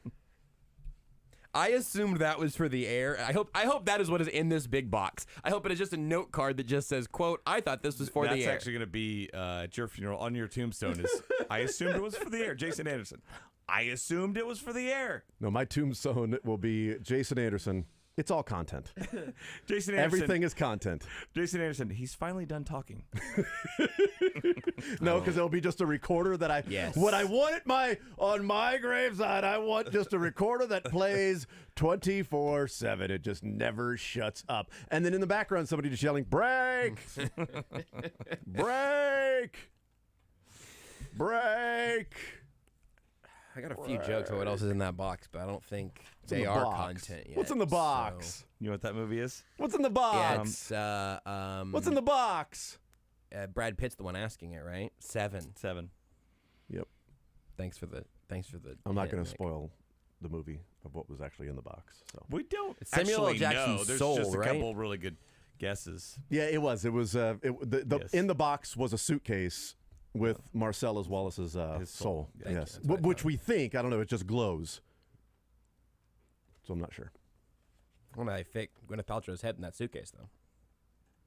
Was it Gwyneth Paltrow allegedly? All right. Was but allegedly there's another guess. Allegedly? Yeah. Was There's it another guess? Was it That's Gwyneth what it was, Paltrow yeah. allegedly? That's yeah. I mean, think yeah. it was her. but Okay. it's- Yeah. You know. But there's another guess. Yeah. Is it not something we want to talk No, about here? it's not Okay, at all. Very good. I don't know. I don't know. worse I have than not. funerals. This is gonna shock you. I haven't seen the movie. Oh, that's interesting. Yeah. that Okay, I'm is gonna Google what's in the box. That is a surprise. How about that? There's people that wondering if the Combine laser timed 40 How's that possible? was Yeah. broken. That's weird. And Rashee Rice saying the coaches got him at low 4.4s. Well, I mean, do we know? I mean, the actual difference between a 4.51 and a 4.44. Yeah, right? 0.07. 0.07. That's But in like the actual, the literal difference. We know that's that. like a moment of a moment of a moment. We can't like I mean, comprehend it, right? No, it's ridiculous. If you saw them running side by side of somebody that ran a 4.4 and a 4.5, you wouldn't go, "Oh yeah, that's the receiver I want." The other guy, no, thank you. He's never going to be able to make it in the NFL. Did you see that he was 1/10 of a half a yard? Just behind that guy. Did you see the guy's nose that was just a little bit out in front of that other guy's nose? Clearly, that guy can't play in the NFL. He didn't run a 4.9. That's like just maybe like one heel hitting the turf in one stride, right? To slow you down. To beat him by a nose. Yes, it's so. But it is crazy. He talked about Tank Dell, that, Tank Dell's tape is just like he's explosive and he's a burner. And, it's all in video. You can go back and time it. Just time it yourself. Just time it yourself. Slow it down so you can make sure you get it to the exact 1/1000th of a second. Yeah, so Rashee Rice's 10-yard split was 1.5. Tank Dell's was 1.5. Rashee Rice's 20-yard split was 2.54, which ranked almost a 10 out of 10 in athletic score. Tank Dell's was 2.57, so only 0.03 worse. And then the piano got on his back. And then the 40-yard dash, Tank Dell ranks an RAS score of 7.77 after being in the nines. You're talking a different language to me. Sorry. An RAS score. Relative athletic score. That's what the whole thing is sort of graded on from 1 through 10 as to why it's like he's elite in his 10 and 20-yard And splits. so a 7.7 is good? No. Okay. Like Tank you're talking Dell. about, Tank Dell. It's like the nines, that he's and then Rashee Rice is a 7.19 for his relative athletic score for the 40. So they both graded out elite in 10 yards, elite in 20 yards, and generic in the 40-yard split, in the 40-yard sprint. And people are like, 40-yard dash, how is that possible? And so like I haven't found. what was Tank Dell's time? Tank Dell's time was 4.49, and Rashee Rice's was 4.51. So that's a difference of 0.02. It is. Yes. But I haven't found this text thread of the 40 times at the combine that don't match up with what historically 10-yard and 20-yard splits would look like to then the 40-yard dash, that there's something off this year with some of these athletes. I have no idea. But Sam Munson said there's a whole Twitter thread about all these different athletes, and Rashee Rice falls into that category. And he said the coaches had him at low 4.4s. Well, it sounds to me like the young men, Dell and Rice, were coached very well to start the 40-yard dash, right? Because that's sometimes the most important part, is getting the start, how low you take off, kind of what foot you push off with, what your stance, all that stuff, and then how you break out into your full stride. So they were coached very well at the beginning. And then maybe the last 20 yards, arms start flailing around. And just even out to where, like, okay, this is your actual speed. Right? It's like Forrest Gump in reverse. Then the braces come on in the last 20 yards. I don't want to be a downer, guys, but this movie 7 is dark. They're like a teenage girl running away from the bad guy in a scary movie, right? They look like they are a trained Olympic sprinter for 20 yards. Then they turn into wacky waving inflatable arm flailing tube man for the last 20 yards. Why is he doing cartwheels in the last 20 yards? It makes no sense. More Mick next. Hey. Play Multiplier Mania every Thursday in May. Play for a chance to win your share of up to $60,000.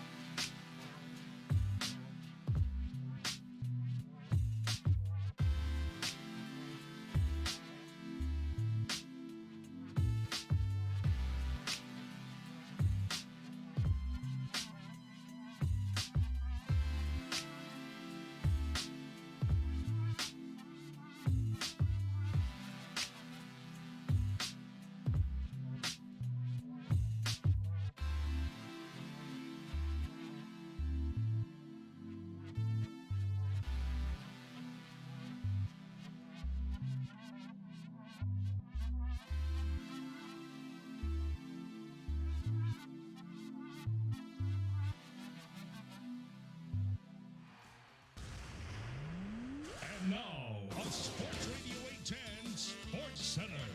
Are you looking for the perfect truck or for tailgate season or a roomy SUV to drive your whole team to the game? Finance your dream car with an auto loan from First Federal Bank of Kansas City. Get in the driver's seat with an auto loan at ffbkc.com. First Federal Bank of Kansas City, because banking is personal.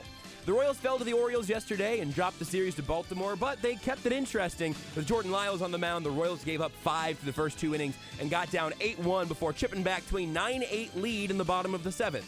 However, Aroldis Chapman and Amir Garrett gave it back, and the Royals fell 13-10. Salvador Perez, Kyle Isbell, and Freddie Fermin all homered, and Bobby Witt Jr. went 3 for 5 with a walk. Tonight at the K, the Royals begin a series with the A's with Brad Keller on the mound.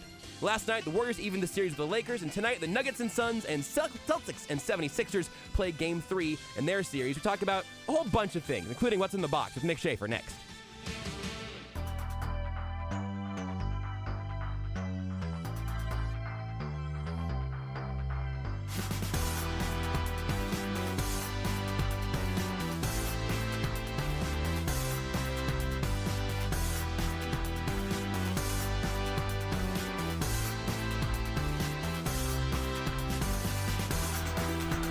So apparently, this box, it was a big box filled with stuffed balls. Lots of balls. That's right. Big balls, some small balls, some medium-sized balls. So there's a rugby ball, there's a baseball, there's a basketball, there's a football, there's a soccer ball. There's a rugby ball. There's a croquet ball. The cricket? Is there a cricket something? Cricket ball? I don't know, croquet ball? Based company that does stuffed Golf ball? animals, stuffed dogs and stuff. It's got a nice little visor on, this golf ball does. How about that? The baseball's got a baseball cap on. Cute. Look at all these stuffed animals. They got stuffed About food, that? stuffed dogs. But Is it from stuffed London? balls. The company's based in London. Okay. Not sure. But not like England. It's not like England, Arkansas, like B.J. Thompson. No, like where he's London, from. Okay. England is my current read. It's achieving its mission. It's getting you to talk about it. Have we said the name of the company yet? You want to say the name of the company? We know that it's in... Thanks, Jellycat, for a big box of stuff. We know it's in England, Arkansas. Amusables Sports. Yeah. Anybody else get one of these? Woodland animals, pets, ocean, mythical creatures, dogs and puppies. Got furry stuff? Furries? So anybody else get one of these? Stuffed animal? Not that I've. That's the biggest box I've seen here in a while. Okay. They just knew you're a big ball guy.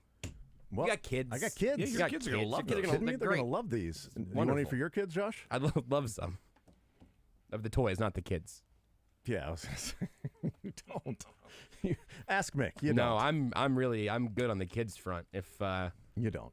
If you want to, throw a stuffed ball my way, that's fine, but that'll be for my me time. Just buy kids toys. Don't get the kids. Yeah, Mick, I play Pokemon and stuff. I'm like 10 steps ahead of you. I am so far ahead of the curve. So here's one of the things that I wanted to talk with Mick about. So I was driving in this morning. Matt Beasler was on with Nate. He's been on with Nate this week with Steven on vacation. And Matt, I think it was on Wednesday and today, and then Todd on yesterday, regardless. But it's the conversations have been interesting, but they didn't really talk about the struggles of sporting, right? They talked from general things about sports, but today they got into specifically, okay, Matt, like, let's talk honestly. Like, I know that you've been a part of this organization for a long time, but, it's not just to sugarcoat things that are going on. And one of the things that stood out to me, not from that conversation specifically, but just the conversation becomes almost more of a, hey, let's discuss it because the Cauldron sent a letter to Sporting. Yeah. And whether it's sort of like Pollyanna or like, okay, let's not take yourself too seriously there. But there is sort of it feels a different culture in soccer, right? To where if like a group of Royals fans sent a letter to John Sherman, he might be like, oh, okay, cool. Or Chiefs fans sent a letter to like Clark Hunt, like, cool, thanks, X Factor. They've flown a plane over Arrowhead and Clark Hunt didn't care. Sorry, Chiefsaholic. I think Sporting in MLS is at that same point now where they don't have to be like, oh, these aren't our only fans. Right. I don't disagree, but I do think there's maybe a different culture with the fans of soccer. And maybe I'm wrong. Maybe I'm just used to the Royals and apathy being around here. I think you're right. I just don't. I think there's a different culture with the fans.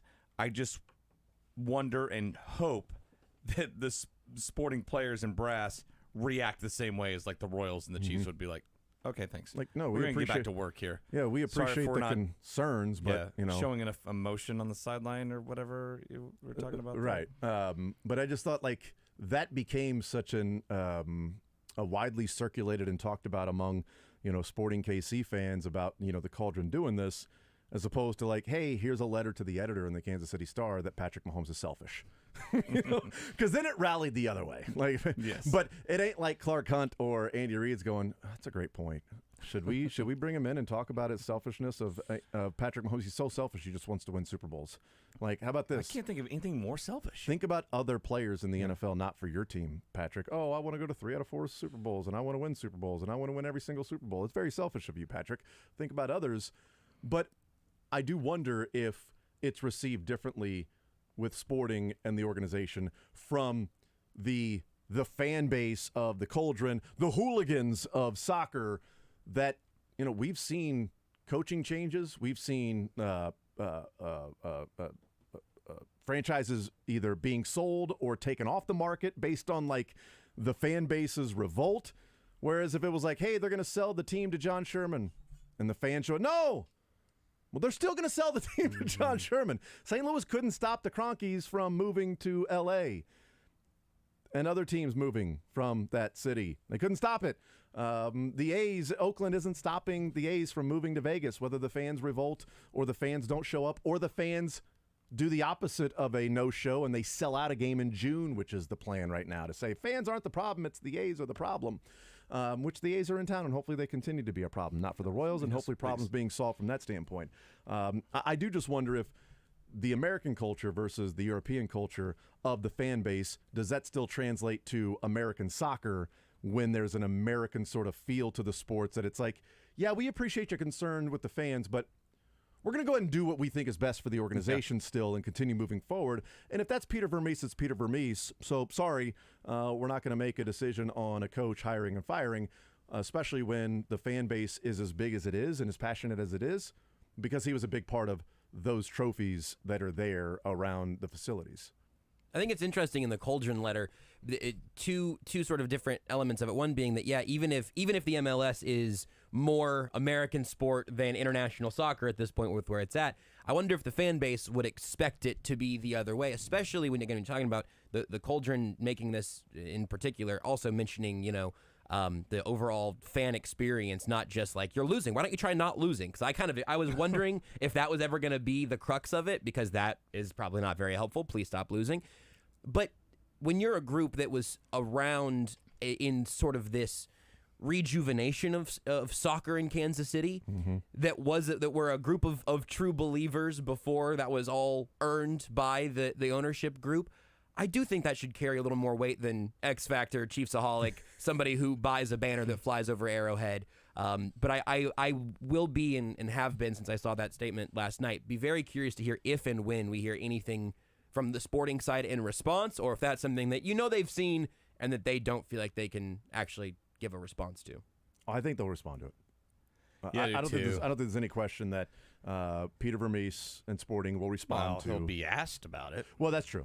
Right, yeah. And but he'll be asked about it, but I also think like he'll respond in, I don't know that he'll come off as defensive and almost to the point of combative like he was with Seren a couple of weeks ago, where that interview was like, he was very defensive in that, to where you're starting to, I think you can hear and maybe see some of it getting to Peter Vermees, to where anybody that starts to question, it's an immediate like pushback, like Bill Belichick. What's to say that the future is going to be different the last 20 years? Right. And then Peter Vermees on with Seren. Well, look at my record. Look what I've done here. Look at the past of everything I've built. Right. And when you have to start relying on what's happened before a few years ago and doesn't look like it's going to be happening this year or, around the corner, you start to run into an issue of when it's just, well, I know that because look what I did in the past, which is great. To where I do wonder if Vermees or Sporting answers it in a way that may be a little more sincere, or we at a point where Peter Vermees might even be at like the Cauldron, like, oh, no, we're fine. Thank you for the letter, but I'll go ahead and take it from here because you certainly enjoy those trophies, and I know it's a team sport, but kind of had a decent amount to do with that. So but I appreciate the effort.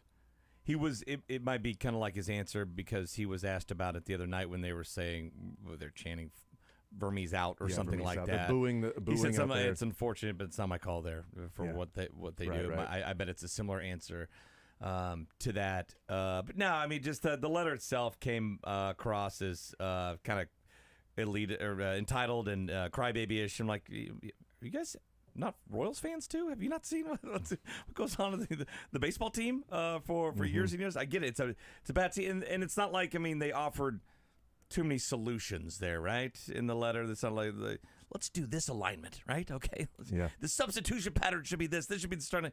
No, it's just more like you're losing, and we don't like it because we haven't seen this before.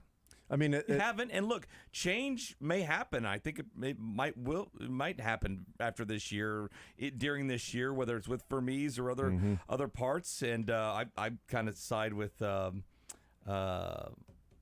Espinoza, who's like, we're the guys out there. We're the ones playing. We're just not getting it done.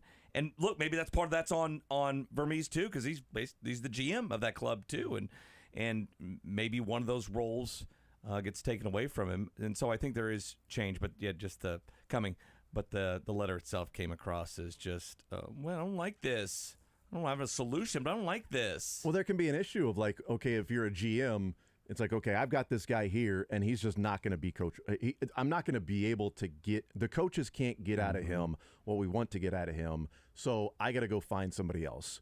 Whereas a coach might have a different relationship with that same player, same traits of going, no, I'll figure that out. I'm a coach.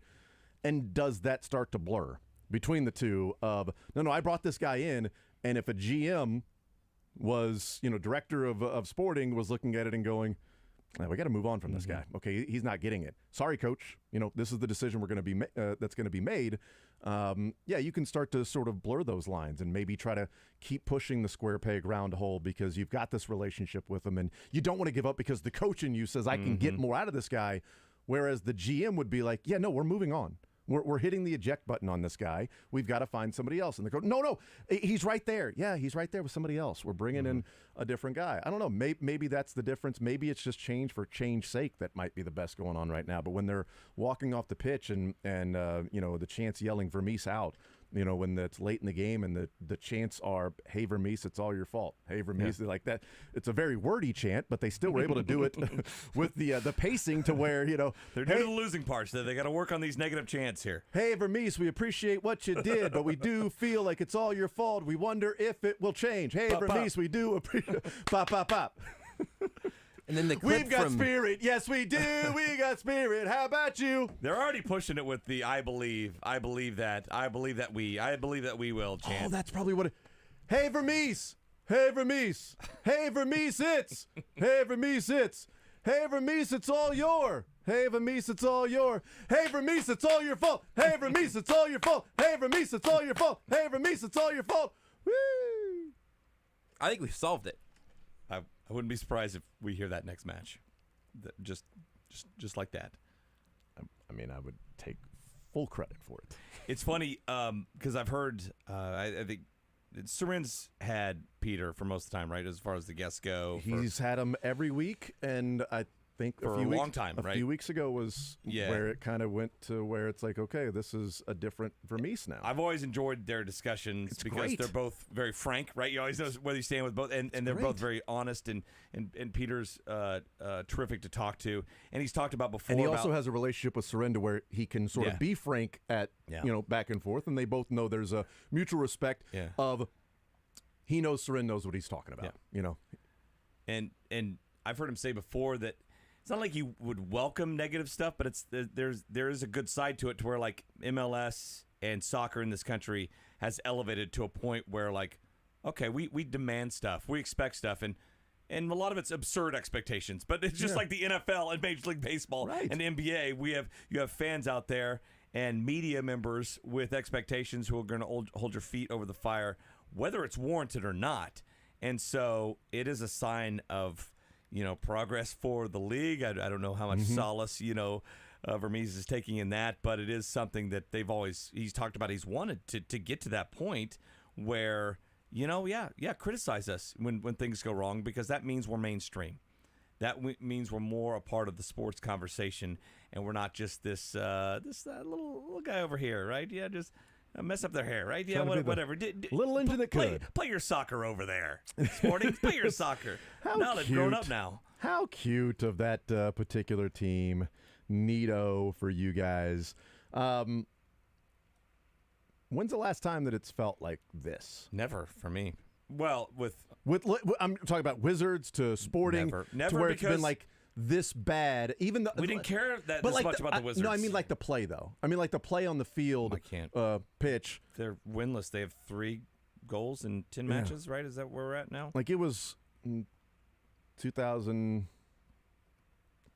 Well, they had 5. Well, they'd made the playoffs like nine years in a row, right? And then they missed it, made it, and this will be the second straight year they've missed it, right? Yeah, unless they turn things around pretty quickly.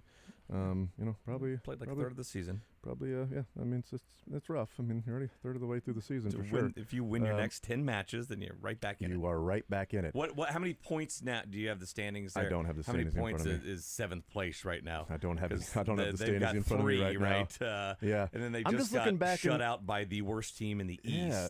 I'm just sort of looking back and seeing like when's like a feeling of how bad it is right now on the field. I know that the feeling around Sporting, this is the first time it's been like this because the expectations have raised, the fandom is raised, ticket prices have raised, concessions are raised, parking raised, all of the things. As the demand is there, the price goes up. Now, oddly enough, when the demand does not go there, the prices do not come back down. There's college courses you can take that explain that. Yep. No, I don't know what it is. It's demand or supply, something like that. So they're 7th is 12 points right now. Minnesota has 12 in 7th place. Yeah, in the West. So even if you won 5 straight matches, right? 4 matches behind, you would have 18 points, but 7th place would probably be up to around 18 at that point. Guardians did it in Major League. Did they? I don't know. I mean, because the Wizards were always competitive. I don't know if they've ever been this bad. Right, this is the worst start they've ever had. Yeah, but my point being, the worst start anyone's ever had in MLS history, right? Yeah. At least from the scoreless streak, that was record breaking. It's historically bad. But my point is sort of what you were bringing up, of like this is the first time, and this is the reaction of this guy's got to go, this guy's got to go. There's boos, there's all of that stuff. Where it's been a lot of success and a lot of fun out there that's been had. And if this is the first time you've sort of run into a rough patch, there is an element of spoiled. Entitled. I would say last year would be the first time the start of the rough patch. Yeah, right? Absolutely. And you then if you couple that with 2 years before when they missed the playoffs and broke the streak, you can combine it over like okay, it's been a bad 4-year stretch because didn't they lose in the first? Was it conference finals 2 years ago? I can't remember. 2 years ago was the quarters. So didn't advance far in the playoffs. But that's always, and they won in 13, right? But then they're always those years. Somehow. It's been 10 years, but always the years where like, okay, you tell you don't have maybe a championship side. They're not in first place. They're in the middle of the pack. But then you have the U.S. Open Cup, which they always do well in, and they're still alive in that. But they didn't look convincing beating Tulsa Athletic. Yeah, those are literally guys that just work the job and then go practice a couple times a week. Their coach was talking about that. It's literally what they do. Yeah, you got to make some money somewhere. Yeah. But I mean, it's been since 2018 that they've made it to even the semifinals, and that's one time. And that's where I think they win it that year. I think they got the finals that year. Are you talking about the U.S. Open Cup? Oh, I don't know about. You're talking I'm MLS. Talking about just gotcha. MLS. I'm talking about just MLS playoffs. Like it's been one time since they've even been in the semifinals since winning it in 13. Like that's to where you can look at overall big picture. They won it in 13. That trophy's there. They've got some cup wins in 15 and 17. But if you're saying playoffs and success to continue to build on that, in the last 10 years they've been to the semifinals one time. Yeah, and so then the playoff success isn't happening. Now the regular season success isn't happening. Yeah, I can understand. Like, yeah, there can be an element of this is the first time it's been really this bad, to where then it brings up the boos and the yelling and the letters to the ownership and things like that. But there also is, when you've gained the expectations, the way to continue to have that success is for there not to be apathy. I think one of the things that makes KU a special basketball program is that mediocrity is not accepted at KU. Then you're fired. If you're going to be mediocre at KU, you're fired. So, hey, Bill, you should be living in the transfer portal. You were, and now you got Hunter Dickinson. But you go to KU doesn't have to worry about whether or not they're going to make the tournament. Bill Self retires, and you have a coach that comes in, misses the tournament a couple of years out of 4, he's fired. You got to go because that is not the standard at KU. And by upholding that standard is the fan base, then the next guy knows I'm at KU. I must do this, and if I don't, I'm going to be out. So I'm going to be maybe working harder, doing whatever it takes. And the Royals don't have that fandom standard to uphold, but Sporting does. And there's a credit to the organization for putting it in that position, but also now you're held to that standard. Kind of a little bit like what we've seen with Kentucky basketball, right? In these last couple of years. They want Cal fired. They want him fired despite the success, and I'm not comparing Cal to Peter. I can tell you that right now. I'm a big Peter Vermees fan. But just with the expectations, right? Yeah, absolutely. And the maybe lack of patience for a couple of down years. 2012, 2013, the last time those two teams, was 12 for Kentucky, 13 for... what they've had. Yeah, 13 for Sporting. Because, you brought up Kansas, and I immediately went to Kentucky, and that, Kansas is kind of an anomaly in that, the consistent greatness, right? They haven't missed a tournament since, 89 or something like that. Kansas fans don't go through the season going, well, are we going to make the tournament or not? Are we on the bubble? It's like, no, what seed are you going to be every year? That's the standard. That's the expectation. The standard is the standard. Standard is the standard. And that's at KU. And I understand where the cauldron and the fan base is coming from of saying, no, we're going to hold the standard to the standard of Sporting, and if it's not there, if we just simply take it, then apathy sets in, and now the ownership keeps getting the money, and people keep showing up, and you keep doing what you've been doing, you're going to keep getting what you've been getting. Not good enough. We don't have to keep coming to the games, and I don't think you want to go down that route, their ownership / whoever else. Yeah, they're in charge of themselves. They don't have to keep coming to the games. I know. I feel like the Sporting, they know they're losing, right? They're believe it or not, probably more upset than the fans about it. Do they, though? Yes. Do they know they're losing or not? Do horses know they're racing? Listen, This is what I've always I'll eat wondered. my words if they go on like a 3-match win streak. I'm counting it right now, 3 in a row. I was down on the Current when they canned Matt Potter, and they've done nothing but win since. Mm-hmm. So what you're saying is fire Peter Vermees. Mick Schaefer, KSHP 41, says, take the lead from the Current. You can't just say eat your words. You got to offer to eat something. Oh, yeah, it was like hat or. I think with the Current, eating a bunch of water wouldn't really help. Pizza's not that. I'll eat some pizza if they win 3 matches in a row, and if they don't, I'll eat some pizza. I should have done that when the Chiefs were going to draft Clyde. If the Chiefs draft Clyde Edwards-Helaire in the first round, I'll let you just shoot some pizza into me. And as maybe opposed to electricity. Yeah. Did you get tased? No, I still haven't yet. I'm waiting for Seth to come to town with a taser. I'm afraid he might do it on my wedding day. This is from 2000? Yes, you from 2000. Been tased? Yeah. It's in Seth's hands now. My life, literally. The taser. Yeah, you gotta like a guy who immediately pays up his debts. I haven't. I was gonna say I have not. 3 drafts later. I have not withdrawn from this bet. There's no tasers in Kansas City. They're only in Minnesota. I don't know. He needs to be the one to do it based off the terms of the original agreement. So we're waiting on Seth's time now. I mean, I'll tell you what. If the Chiefs draft FAU, then I will take back any tasing that I've ever had to have in my life. That would have been a good one. See, that'd have been smart. Yeah. So you could have been like Corey that said, if the Royals do not call up Vinny Pasquantino by whatever that Friday, my last week on the show is going to be the next week. It was already his last week. It's really smart. But it was fun, and they didn't call up Vinny Pasquantino, so people actually were wondering, did you really quit because of that? We had people asking. I don't know if they were joking or not, but I appreciate the question. Because I actually called the Royals and it's like, hey, just keep Vinny down for one more day, Saturday. Want to bring him on Thursday, but Saturday, please. You can do me a favor, do Kansas City a favor. It's gonna be good for everybody. Yeah. Do you want more Briscoe or not? Who doesn't? They didn't bring him up. Who doesn't want more I think Briscoe? the answer is right there. We'll take a timeout. We'll come back, and you'll get more zone on the other side of the break.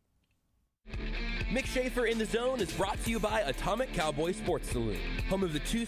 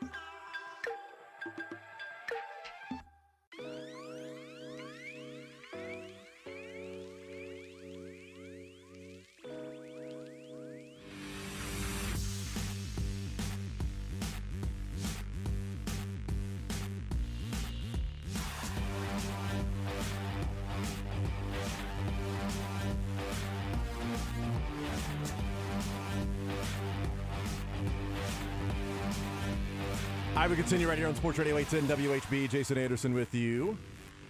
Josh Briscoe, Drake, Mick Schaefer, KSHB 41 Sports Director, joining us here in the zone. We'll raise the roof here in just a little bit. Mick, you see what the reports are about the Big 12 media contract and what Brett Yormark is thinking about doing in having in-game interviews, coaches, and some players maybe mic'd up during some games, and I am all here for it. I'm all here for it. He's talked about playing games in Mexico, right? Moving around. It's a pro model, right, for the college kids, and it makes sense in that like they're becoming more pros, right? And I think the college kids and coaches would be way more receptive to it than pros, whether it's the in-game mic'd up stuff or your plays on the field, but we're still.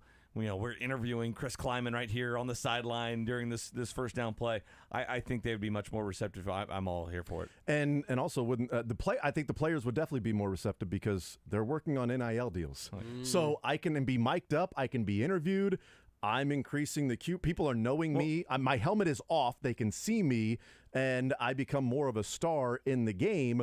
That can help out my NIL. So, yes, I want to be the person that's mic'd up. I want to be the person that's interviewed at halftime or something like that. Last night, for instance, I'm home for the first night in like 11 days, right, with the draft and everything, working before and after it, all that stuff. And so my son and I were like, what are we going to watch? We watched the 40-minute mic'd up of Super Bowl 57. It's awesome. And then we watched 30 or 40 minutes of Super Bowl 54, right, just on YouTube right there. And so that right there if you have that even for like a regular season game, something you can go and dial up, that does nothing but, pique your interest in these teams and these players and just wanting to watch them again. An in-game, like between possession interviews, like that. Who would be open? Like Nick Saban, probably not. I don't think you're approaching Nick Saban after Alabama just punts. Mm-hmm. Coach, that third down throw by not in the Big 12 yet. That's a good point. Yeah, but I'm just saying in general, I'm not going to. So quit asking. All right. Hey, and do it. That's a recruiting tool too, right? Yes.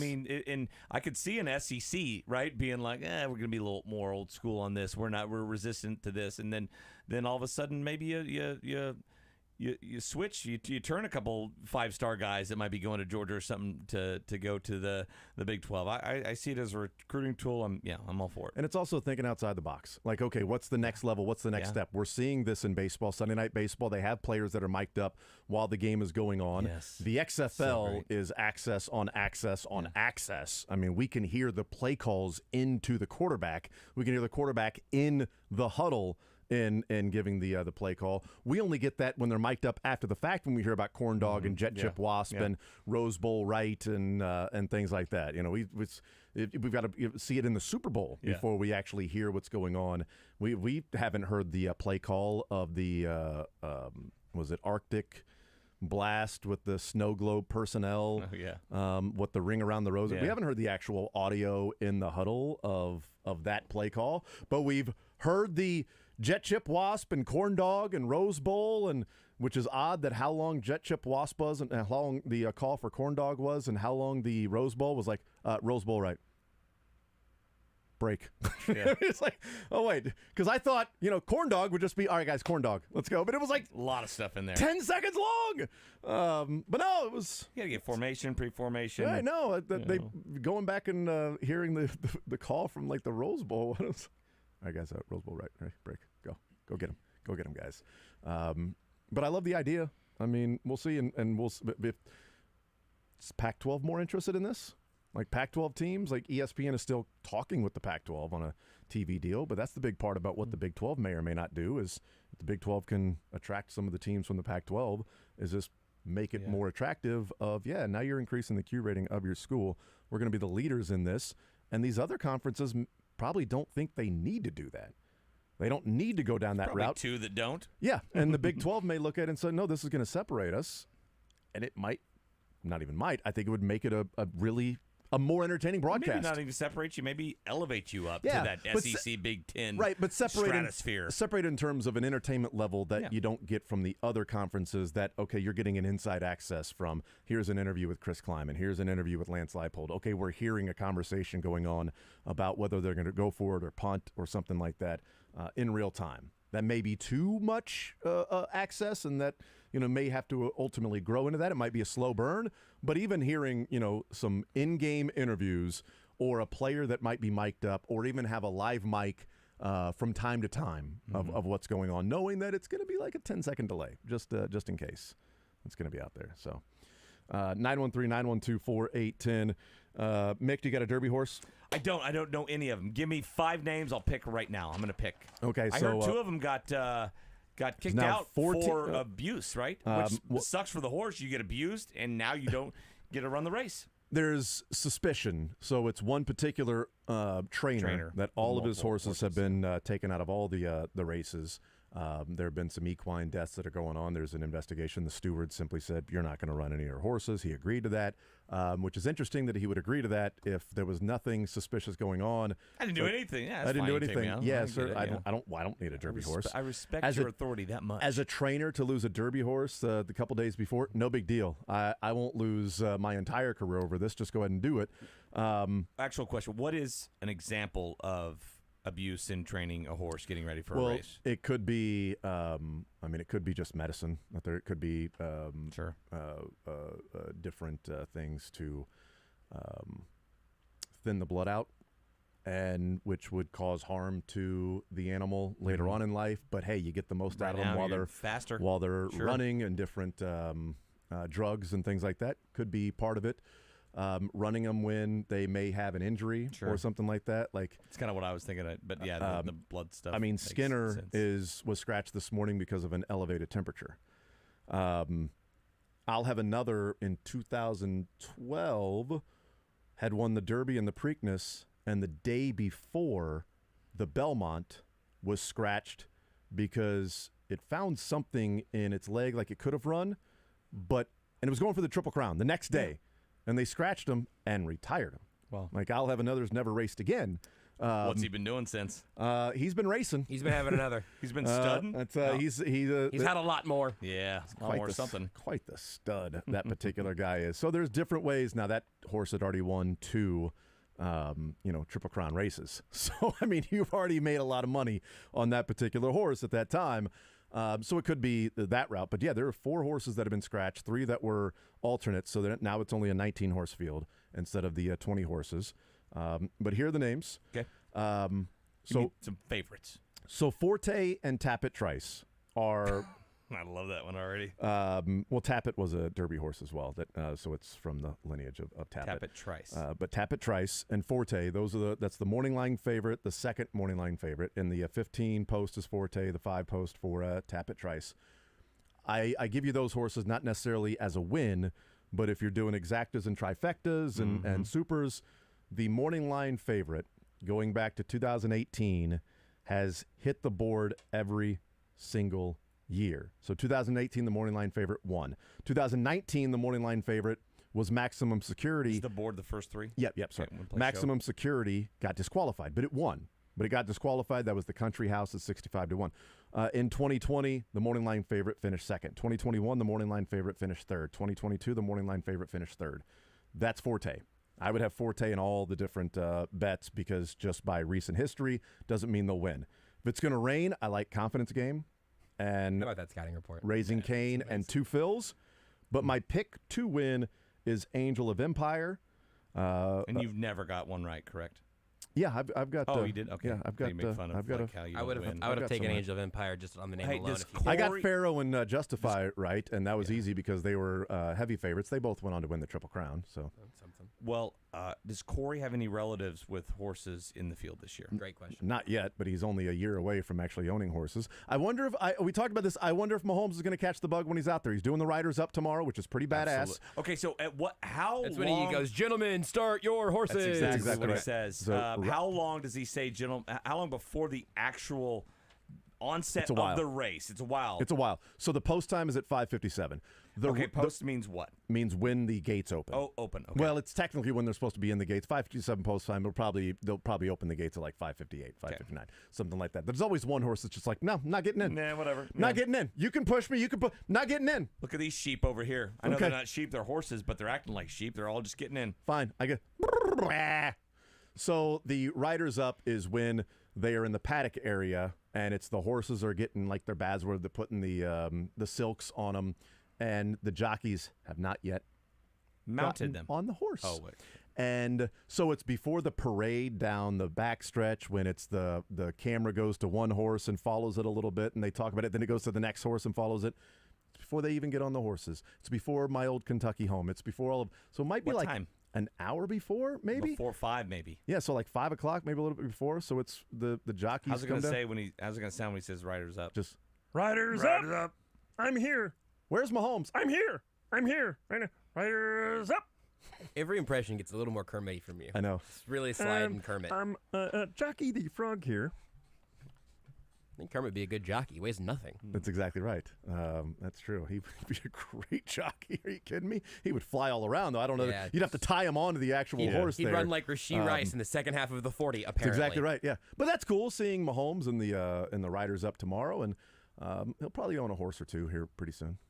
I could see that. I just want to know if Lebo's going to be hanging out with Mahomes this weekend. So, is he going to be down there? He is down there. He Nice. is going with a friend who at the Red Hot Nights bought the Derby package for a pretty decent amount, and it's a private plane. It's bourbon tours. It's a different experience at the Derby than most people. Are they in the get. suites then, or in the He grandstands? said he doesn't know. I doubt they're in the grandstand. I think they're going to be up in one of the rooms, Jockey Club, probably not the mansion where Mahomes is going to be, or even Millionaires Row, which, by the way, is a level below the mansion. Just so you can understand what the mansion is, Millionaires Row, lesser than the mansion. So and then if I win, I would be in the infield. Correct? Yes, that's exactly. You'd be in the infield partying up. Woo, all right. People are out there probably right. Well, they're out there now because it's Oaks Day, but they'll be out there at first thing in the morning tomorrow with their lawn chairs and their umbrellas for the infield. It's an all-day party. It's crazy. But yeah, Todd's going to experience Derby like most people never get to experience. Even Chad Boger. What I find and he and I sang My Old Kentucky Home together on NBC back in 2011. Oh, you did? Yep. On NBC? Yeah, it was the actual My Old Kentucky Home being sung. Yeah. They had a group of like 10 people, and Chad and I were walking through the concourse. We had our media credentials, and he's got a relationship with Jonathan Taylor of American Century with NBC and the American Century Championships. And Jonathan talked to Chad. He was like, "Hey, we're getting a group of people together. They want us to sing My Old Kentucky Home on the broadcast." And he's I don't like, know "Yeah." the words to that. And then he saw me. He's like, "Hey, do you want to come down and sing?" Yeah, first Derby ever. Been in Louisville for like 5 minutes, and now I'm singing My Old Kentucky Home on NBC. So yeah, that's cool. My wife's still jealous of that, so take that. So yeah, but Lebo, because that is actually her home, Kentucky, right? Yeah, that's exactly right. You're from Lee Summit. Who's raising the roof there, Josh? Raising the Roof is brought to you by Shamrock Roofing and Construction, where one call does it all. And look, you might be saying the Suns are going to raise the roof, and of course you'd be right because Suns in 6 has been the long-awaited call Suns from in 4, me. isn't that the Nope. It's always been Suns in 6, which is what it's going to be. It's got to be Suns in 6 as long as now. they don't lose. They could be Suns in 7. But, we're rooting for Suns in 6. And then I like the Sixers at home tonight. A little bit of an underdog against the Celtics. That series is 1-1. Suns Nugs is 2-0. But you know what else is raising the roof? Is going to be the good folks out at Kansas Speedway. Hey. And we think we might even send you out there. I'll let Jason tell you more about that in just a second. But raising the roof, if it's at Kansas Speedway, if it's watching the NBA games this weekend, it's all brought to you by Shamrock Roofing and Construction, Kansas City's local, residential, and commercial roofing contractors. One call does it all. Ooh, and one call do it all. If you get lucky here. That's right. 913-381-0810. Callers, see. 400. It's the Advent. It's the Advent Health 400. So we'll call it number 400. I mean, I'm picking. Here's the thing. I'm picking Angel of Empire right now, 8-1 odds. So let's do caller number 8. And let's do caller number 10 just for S's and G's. Yeah, that's a good idea. Caller number 10, you're going to get a pair of tickets to the Advent Health 400 coming up on Sunday, 2 o'clock. So callers 8, callers 10, 913-381-0810. You'll be heading out to Kansas Speedway to go and enjoy the fun out there. My pick, Angel of Empire for the Derby tomorrow. We'll see. We'll take a timeout. We'll come back. We'll continue rolling. More Zone next. Mick Schaefer's brought to you by Atomic Cowboy Sports Saloon. As seen on Food Network, Diners, Drive-Ins, and Dives, and Man vs. Food, try it today at 42nd and Pennsylvania in Westport. With interest rates constantly on the move, house hunting may feel like a Hail Mary, but with the expert mortgage loan advisors at First Federal Bank of Kansas City, you can feel confident that your team will succeed. Get a free rate quote at ffbkc.com/homes. First Federal Bank of Kansas City, because banking is personal. Member FDIC, Equal Housing Lender.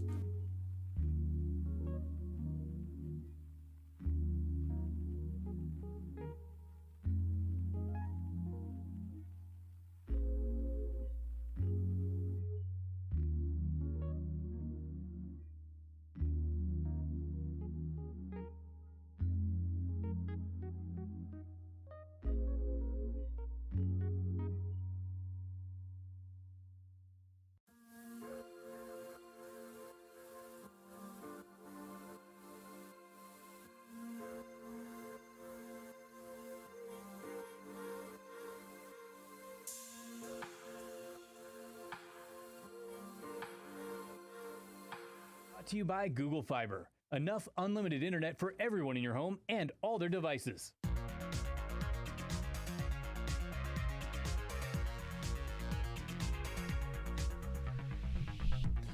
All right, it's a Friday.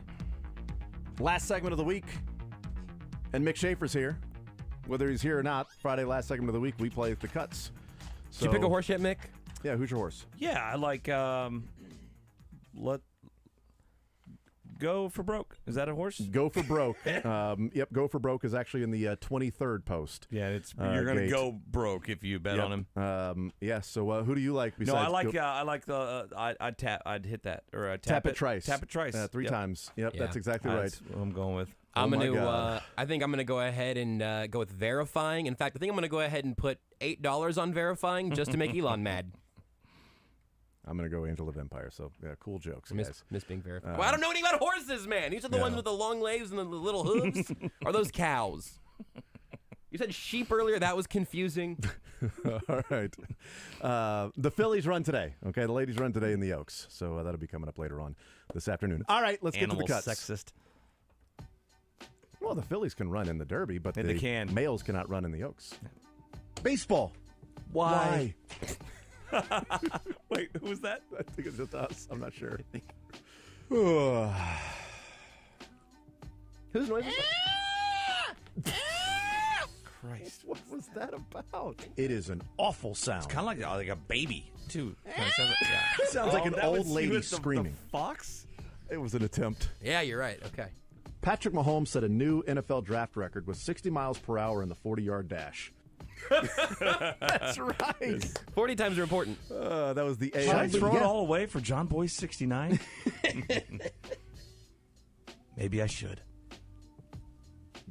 Willing to risk everything for John Boy 69? At John Boy 69. And then right at the end, boom, he winked. Brown eye. He winked at it. And winked with the brown eye. Oh, God. They clocked him at just stepping up and just throwing a football as hard as he can. And he was clocked at throwing 69 miles an hour. Oh, nice. There it is. No, he wasn't. There it is. Yeah. That's not true. The Cougar was clocked at 69. Zach Wilson. That's a true story. The Cougar. Is that a firewall? Can you Google that? I don't know, man. Oh, I use Beard's old profile on Google. It's weird. It autofilled after I typed LAD. It's like it knew. Found a hair salon called Lady Lair. That's what they were Googling. How boring to think before you talk. I say just say it and figure it out later. Brought to you by the Cuts. You know, the dong bong. No idea what that was. Les Norman. Oh, that's right. Put in the woman cave. Lady Lair. This is a crazy Corey theme right now. All right, so we got the confusion figured out. No, we didn't. That's not true. You'd rather have a hooker and not need it than need a hooker and not have it. I read the text without actually reading the text first. That was a bad choice on my part. The new pitch for Bubic was probably the issue as opposed to just a different grip, where you still have that same action and things like that from Brady Singer. So we'll see. I have PTSD. I get it. Pitcher tightness stress disorder. You know, I measured the big boys' booties for 2 years. So he's got the biggest butt I've ever seen. See, that was about FAU. First Cynthia, and then FAU. That was Joe Klanderman said that FAU had the biggest butt he'd ever seen. To that. Shame on us. 3 months after he got here, was 250, and you know he's got the biggest butt I've ever seen, and he just see, he came back to it. Hey, buddy. Hey, it's going good. This is Dad. My phone wasn't working. Look at here, man. You want to come to work with me next week? I wouldn't mind that. Hey, that's a fun one. That's a fun one. I like that. You is now a Dallas Cowboy. Your daddy just handed the card in. Play that one again. You is now. You is now a Dallas Cowboy. Yo, Your daddy. daddy just handed the card in. Yo, daddy, you is now a Dallas Cowboy.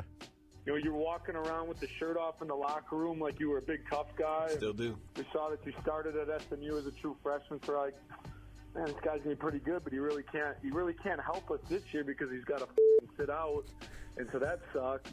That was totally offensive with Gary Dieter and Anthony Sherman. They had Paul Swan, the tire carrier of Austin Dillon, who played at Bowling Green with Gary Dieter, who didn't care that they were on radio.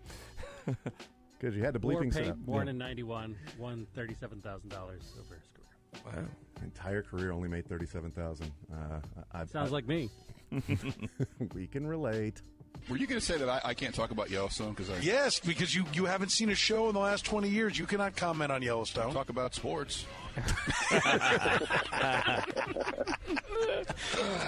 Oh, boy. When a guy requests that you make your insult... Proceed, Governor. Proceed, Governor. I think it might be Belichick, who is famously a big butt guy.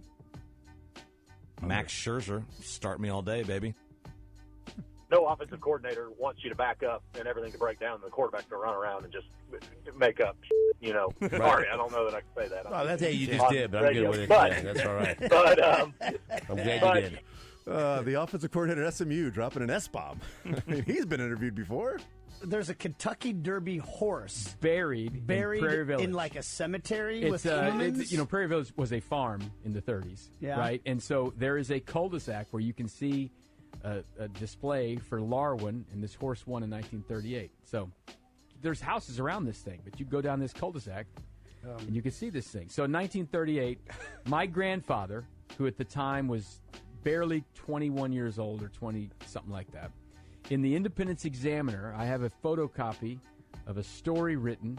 He and a friend of his rode their bicycles from Independence, Missouri, to the Kentucky Derby, and watched the race. This was who again? My granddad. Oh, he's buried by BRGR. Okay. Over by the BR. Not my granddad. He's buried at 74th and Antioch. But in that Larwin- cemetery with the swan by Dos Reales? That's right. Hey! My grandparents are up in there. So I've never heard a person so excited about a cemetery. He knows before. it's a little You bit. drive by it's so somewhere your little. whole life. I went ghost hunting there one time.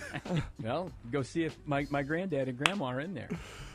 You mean that cemetery by the Swan? That's amazing. Your grandparents died and they're there. He was very. First of all, I'm still in awe about the horse being in Prairie Village, about his grandfather. He rode his bicycle to Louisville? True story. How long does that take?